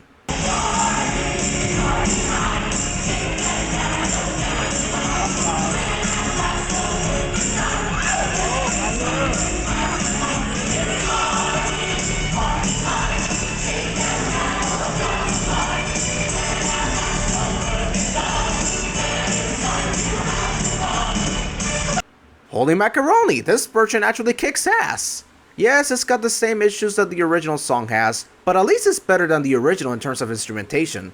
The instrumentation on the original song is okay, there's nothing wrong with it, but when you mix it in with the chorus being repeated nearly non-stop, it can get really annoying. Overall, it's not as bad as Buffer Up and Share, but it could have been worse. 5 out of 10. Make sure to check out the live version from A Circus Comes to Town. It kicks ass and demolishes the original. For me, I can see how this song is annoying to a couple of fans, and I'll admit, the chorus can get on your nerves very quickly. But for me, I was enjoying the instruments from the song, and what I like about the song was the upbeat nature. It definitely gives off the party feel, and to me at least, I'll be able to remember this song much more than the cheesy snooze fest that is Buffer Up and Share. For me, I'll give the song a 7 out of 10. Yeah, it can be annoying at times, but the song also doesn't overstay its welcome to me, so I can at least tolerate it when I want something playing in the background. Alright, next up is Day and Night, and this song kicks ass. While it suffers from the same problems most Ed Welch songs suffer from, repetitiveness, the instrumentation and the key change at the end makes up for it in my opinion. After 2 songs that did either little or absolutely nothing for me, I can happily say that we finally gotten our first solid song for the season. 8 out of 10. As for me, I agree that Day and Night is one of the better songs in this season. Yes, the repetitiveness is still there with the lyrics, but honestly, this is the one time where I don't mind the repetitiveness.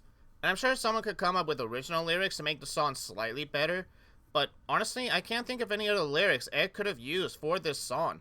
And seeing that it was going to be short enough for TV anyway, he had to make best with what he was given. And while the last 2 songs were nothing to write home about, this one is at least catchy and head-bobbing for all the right reasons. So as such, I'll also give the song an 8 out of 10. Next up is Pride. If you would have asked me 8 years ago if this was my favorite song from Season 9, I would have automatically said yes. There was a time I couldn't get enough of this song. It's just so damn catchy. To this day, I still think this song rules and I never get sick of hearing it. It's got some great instrumentation, and I love how it greatly captures the feeling of having pride. This is, without a doubt, my favorite song from Season 9, and it definitely deserves a 10 out of 10 for a great song. I agree with Bonnie with just about everything he stated. Instrumentation-wise, it does a good job in capturing the feeling you get when you are prideful about something. And the kids also delivered that feeling pretty well with the way their vocals were coming off during the song. The song itself is pretty fun, and honestly, I do kind of love how in the full version of the song, it fools the listeners not once, but twice to make you think the song is about to come to an end. But no, it just keeps on going for a little longer. It's like Ed Welch decided to be a troll that day and make the listeners feel like the song is already over, but no, it's still going on for a few more seconds. Either that, or maybe someone at Hits saw the song just barely missed the 3-minute mark, so they figured just to extend the ending a little bit more. Either way, the song itself is a good song, good enough for me to give it an 8 out of 10. Next up is Brave, and this song is good. Okay, so let me explain. Back when I was a kid, this used to be my favorite song out of the whole season, so much so that I probably overplayed it a bit too much for my own good. And now whenever I listen to it, it's not as good as I remember it to be. But hey, that doesn't mean that it isn't a good song, because it is. I'm just burnt out on it. Plus, there's another version of this song that I think demolishes the original, and that is the cover that Headmaster Hastings did of the song back in 2020. It's so damn good and I highly recommend it. Now, because I've been spoiled so much by Headmaster Hastings' cover of the song, my rating for the original has significantly lowered due to this, And while I don't think the original is bad by any stretch of the imagination, Headmaster Hastings' cover is now my go-to version of the song, and the original for me gets a 7 out of 10. Back when I first heard this song, I remember being impressed, and even today, I think this is Ed Welch's best work for the show. It definitely feels like his own version of really useful engine, and he puts a good spin on it while making it original enough.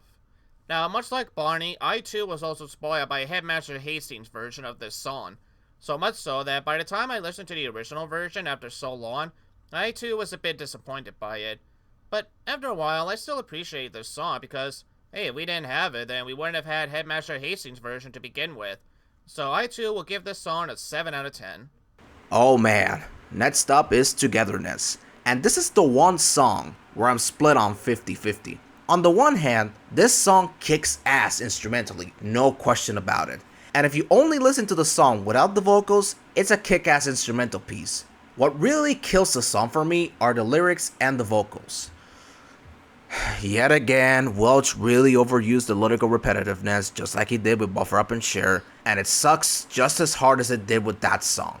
Again, the song, instrumentally speaking, is great, and I love the string instruments that Ed Welch used during the instrumental breaks. But to me, it virtually becomes almost unlistenable with the vocals mixed in. Without the vocals, I will give the song a 7 out of 10. But since we're reviewing the songs with the vocals, then I'm so sorry, but this song gets a 4 out of 10 for me. For me, I actually forgot all about Togetherness until one day I decided to watch one of my Thomas DVDs, about Glorious Mud, and the first time I heard it, much like Barney, I was interested in the instruments, and at first when the kids started singing, I knew this was going to be a cheesy song just from the lyrics alone. But I gave it a chance until I quickly found out that no, Ed Welch really is that lazy, and that's all this song is about. Much like Buffer Up and Share, this song just repeats the same lyrics for 3 minutes, and it gets old very quickly. And this is easily the worst song to feature one of the main characters. But it's not just one main character that gives the song to themselves, we have 2 main characters, Edward and Henry, and this song does nothing to explain who these 2 characters are. It's so weak with their introduction, and you could tell that someone at Hit just didn't care about these characters that much to give Ed Welch something to work off from. At least when he wrote the songs for Gordon and Emily, he had something to say about their characters, and both of them work off very well in my opinion. But this song is not only lazy with the lyrics, it's lazy with the music video too, because again, they don't have much footage of Edward and nor Henry to make this song work. I guess I can't be too harsh on that front, but still. Honestly, when listening to the song a third time, it's one of those songs where it's so bad and cheesy, it's not entertaining to watch or even to make fun of. For me, this is definitely not one of my favorite songs from the Hit era, and definitely it's one of my least favorites from Season 9, and definitely the whole show. But this may come as a surprise, I'm going to give it a 4 out of 10 as well. Honestly, when listening to it again, it's not that bad instrumentation-wise, but once those lyrics start coming up, the song just becomes a mess. Alrighty, we've made it to the final song of the season, and we're closing off Season 9 with a pretty kick-ass song. Every Day is a Special Day on Sodor. This was one of the Season 9 songs that I didn't care for too much as a kid, and it was that way for many years. But recently I went back and listened to it, and man, this is a great song. But it's not without faults. Can you guess what the fault of this song is? Yup, repetitive lyrics. But I'll give it a pass on this one because the song is kick-ass. While this song may not be my favorite song from the season, it's still really good to the point where I'm comfortable in giving it an 8 out of 10 for a great song. Comfy is the best way to describe this whole song. Yes, much like how you're sick of Ed Welch being repetitive with his lyrics, you're probably also sick of me and Barney being just as repetitive with us criticizing Ed Welch's lyrical skills. But if there's one thing I'll give Ed Welch credit, it's that when he sums up a good music score, it can make the lyrics and the music video itself shine through in the end. The lyrics are simple enough to where you could just sit back and relax after a hard day of school or at work. So, as for me, I'm going to give Every Day is a Special Day an 8 out of 10 as well. Alright, so out of the 7 songs featured for Season 9, I've got 5 good ones, 1 weak song, and 1 bad song. Which, hey, that's not bad in the slightest. And I'll give Ed Welch credit in that there were still some very good songs, with Brave, Special Day, and Day and Night being the songs that I wouldn't mind listening to once in a while if I want something playing in the background. But I do have to be honest in that, although these songs are good, if you notice a pattern that Barney and I have been mentioning a lot, is that the songs really suffer from repetitive lyrics. Even the good ones suffer through this, where as soon as the lyric starts, that's all we get. It's just that one lyric being sung to us for the rest of the song. Now I know, Mike and Jr. also has some repetition with their lyrics as well, and even Season 8 had this problem with some of its songs too. But even with Season 8, Ed Welch has managed to at least put together some different lyrics in between verses to make them stand out as best as they could. And for the most part, they've worked. But with Season 9, we really don't get much of a bridge in between the verses. And because of that, even if you have good instrumentation to back the song up, that's only going to do so much before the song starts to wear out its welcome for some people. And sure, repetitive lyrics are not always a bad thing. Heck, some popular musicians have songs that is nothing but repetitive lyrics. But the thing that also makes a couple of Season 9 songs suffer is that you can either have a song be really memorable to where you either don't mind or forget about the repetitive lyrics, and maybe even hum along to the song like Day and Night. Or you can have songs like Buffer Up and Share or Togetherness, where the repetitive lyrics and really bad instrumentation does not help the song shine in the slightest, and you feel like you want the song to end already. Anyway, to wrap this up, while Season 9 still had some good songs, I'll be honest, I would much prefer listening to some Season 8 songs before I start listening to any Season 9 songs, and I can only hope that maybe 10 might have some songs that are slightly better than this season. To not sound like a broken record, I think Ed Welch's songwriting took a turn for the worse in this season. Like Sequoia mentioned, the thing that really ruined the songs for me was the repetitive lyrics. Now that's not to say that Mike and Jr. weren't spared from this, because they did repeat lyrics from time to time, but at least they made sure to write new lyrics for the verses so that it wouldn't look like the song was bland. And heck, even if the lyrics weren't that great, they at least made it a point to give the song awesome instrumentation. Ed Welch, on the other hand, does one thing right, which is to give the song amazing instrumentation. For the most part. But he's hit or miss in the lyrics at times, and that honestly is a bit frustrating, because you can't have a good song without good lyrics. It just doesn't work. I'm looking at you, Togetherness. Anyway, to close off, Ed Welch didn't do that well with some of the songs in this season, and I hope he does better for Season 10, but frankly, I'm not gonna get my hopes high. Well. Narration. We still got the two Michaels on stage for this season, Brandon and Angelus. I'm gonna get my thoughts on Michael Brandon first, and I'll say this. I think he's getting slightly better, or at the very least, the more that I listen to his narration, the more I sometimes forget how good of a narrator he can actually be at times. Now yes, this is a season where he did give both Scarloey and Rhaenyra those really bad nasally voices, and I agree. What the fuck? However, outside of those voices and other very silly and over-the-top moments Brandon is known for, Brandon was still at his A-game in this season, and for a couple of episodes like Bold and Brave, Thomas and the Birthday Picnic, and a couple of others, Brandon can still deliver a pretty good episode when he is the narrator. There were still moments where he changed his tone of voice to make a scene impactful. Even with the writing being terrible at times, he still manages to make it fun to where they can at least be watchable. You can still tell that he's giving it his all without trying to ham it up too much. And for the episodes where he is being over the top, he doesn't overplay it too much to where it loses its charm. I get that a lot of Thomas fans are still split with this guy, but to be honest, he really does make the hit episodes a bit better to sit through at times, so I gotta give credit where credit is due. I wholeheartedly agree. I think Michael Brandon did a solid job with this season. Brandon to me is the reason why I keep coming back to these episodes, because his narration and character voices are nostalgic for me since I grew up during this era. It ain't all perfect though, as I'm still scratching my head with some of the character voices in this season. But aside from that, I think his performance for this season was very strong. Brandon gets double thumbs up for me. Now on to Michael Angelus. And man, I don't want to sound too harsh here because the man puts up a good narration when he puts the effort, but I didn't feel any effort being put into his narration this season.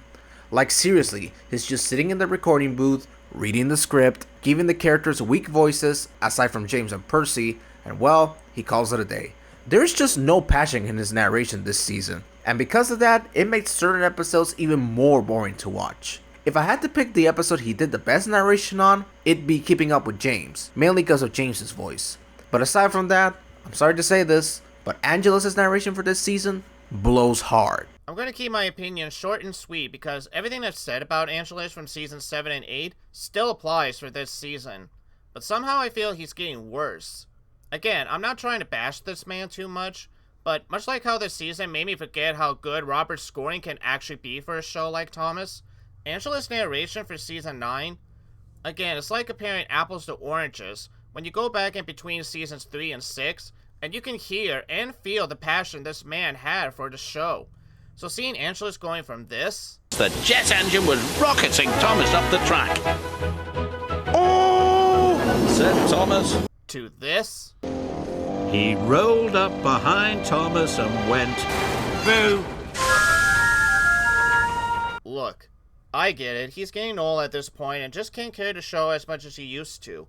But it's seasons like this that really helps remind an American like myself on why I was very hesitant to talk about Angelus in the first place when I was getting ready to review season 3. And you can imagine my shock and surprise when I finally listened to his early narrations, and how good he made some episodes sound, and even tried to give some characters different voices. Maybe not as best as Carlin or Baldwin, but he did try, and some of them worked much better. So again, it's just very sad to know that all the energy is not there anymore within this season. And unless he wows me with the last 3 seasons before we get to CGI, I don't have high hopes on Angelus getting better. Oh man, where do I even start with this? Season 9, compared to the last season, was a huge letdown for me. Seriously, I was not expecting this season to suck as hard as it did.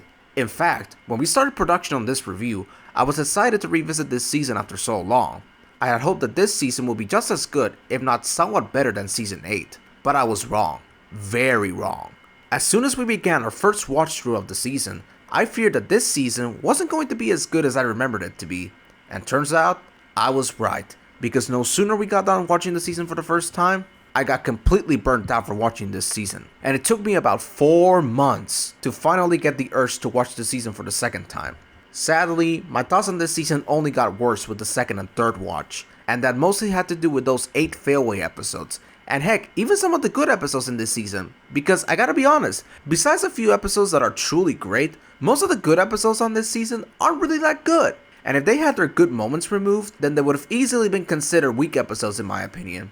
One point I really want to bring up is the narrow gauge engines, cause honestly, wow, they were the characters who suffered the most in this season. And spoiler alert, the whole hit model era in general. With the exception of Duncan, Rusty for the most part, and I guess Peter Sam I suppose. Most of the narrow gauge episodes were written terribly in this season. Mighty Max episode was mediocre at best, and their only character dynamic is that they're a double Fairley locomotive that get mad with each other if one doesn't get their way. Where have I seen that character dynamic before? It's certainly not new. Let me think.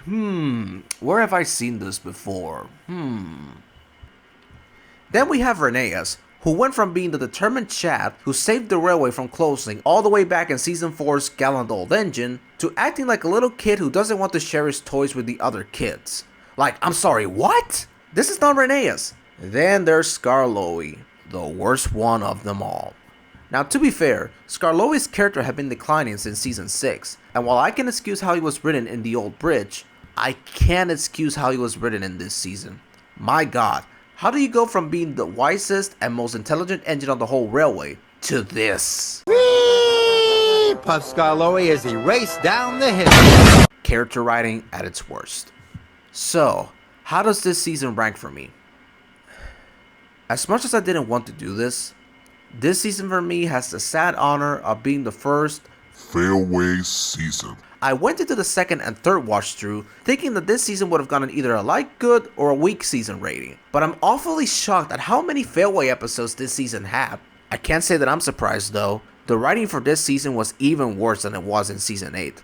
At least with the previous season, yeah, you had some episodes that were either boring or frustrating to watch, but at least I was able to sit through some of them with no problem.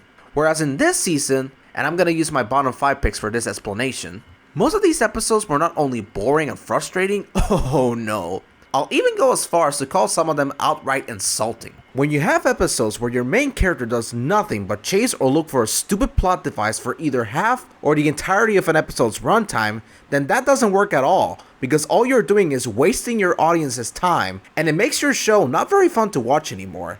You also cannot insult your viewers' intelligence, especially if your target demographic is ages 1 through 8. Kids are very smart and will quickly identify if something is wrong with their favorite cartoon. It's stuff like this that makes me so upset rewatching the episodes from this era and to an extent the big world, big pile of shit era. Because it's pretty clear that no one gave a shit about the quality of the show. and it became more about how many toys they could sell instead of sitting down and taking the time to write a good story. To be completely honest, guys, after seeing how many bad episodes this season had, I don't have high hopes for season 10. And I have a slight feeling that that season will truly be the first season where the failaway episodes will surpass the good and weak episodes. But who knows? Maybe season 10 will be slightly better than 9, but I'm not gonna get my hopes high just in case. Alright, this is the moment you've all been waiting for. Heck, I was waiting for this moment as well. I'll be completely honest, when Barney and I were getting ready to tackle the hit model era of Thomas, I wasn't too sure what to expect. You guys saw how close we were into giving Season 8 a weak season rating, but at least for me, the nostalgic level as well as Season 8 actually having some good episodes were the only reason that I stopped myself from giving Season 8 a weak rating. But when it came to Season 9, I thought I would be prepared. I knew going in there was going to be a chance that this season was going to end up being my first best season rating. However, when I saw a couple of Thomas fans trying their best to defend the model era, it did give me some hopes in that maybe there was something to this era that I might have missed. But, as Bonnie and I started watching Season 9 all together, I've suddenly remembered why I left Thomas for a bit because of seasons like this one. 26 episodes, and only a handful of episodes are episodes that I wouldn't mind watching of my own free will. And even then, there were only a select few of good episodes from that pile that I would actually watch with no trouble whatsoever. I don't know what happened in the writing room at HIT, but you could tell that a massive change has happened in between Season 8 and Season 9, to where not only does most of the episodes waste time, it feels like a lot is missing. Ignoring the fact that this is Sharon Miller's first season writing for the show, there are too many episodes that stay on a certain topic for far too long, that by the time the episode is about to come to an end, it just feels very cheap. Like the writers feel like the kids have finally learned the lessons that have been crammed into their ears, that for their reward, they just get a half-baked ending and that's it, show's over now. You can really tell that they were just in a rush to get an episode done, that at the end of the day, I could barely remember the plot of some of these episodes. Again, I know Season 8 had this problem as well, but at least with Season 8, I remember the episodes well enough. And you know why? Because the stories felt like they were actually complete. They were structured well enough to where it felt like an actual story. And some of those stories were still engaging to watch from time to time. Whereas with Season 9, almost none of these episodes felt like they were complete at all. Again, you could do a slice of life story or even a very simple story and still make it engaging. The classic series have done that from time to time. Heck, Bluey knows how to make the episodes feel engaging, even if the plot is something simple like trying to make an omelet or making a dam outside when it's raining. If you have a creative brain, then you could pretty much make anything engaging for just about everyone to enjoy. But if you're just going to get an episode out as fast as possible, then you're going to end up with a show or even a season like this. Now, look, I'm not mad, I'm just disappointed, because I know you can make a simple show or simple episodes great. For as many flaws as Season 8 had, I could still watch any episode from Season 8 and still feel like I got something out of them. But whenever I watch a Season 9 episode, I get this feeling of, I don't downright hate an episode, but I also didn't feel anything grand, or at the very least, I didn't feel like I got anything from the episode I was watching. All I felt with the majority of Season 9 was the feeling of, well, I already saw this episode, so I don't need to see it again if I don't want to. And that's not a good sign right there. And this is the same mindset I had as a kid whenever I fished out a Season 9 or 10 DVD of Thomas.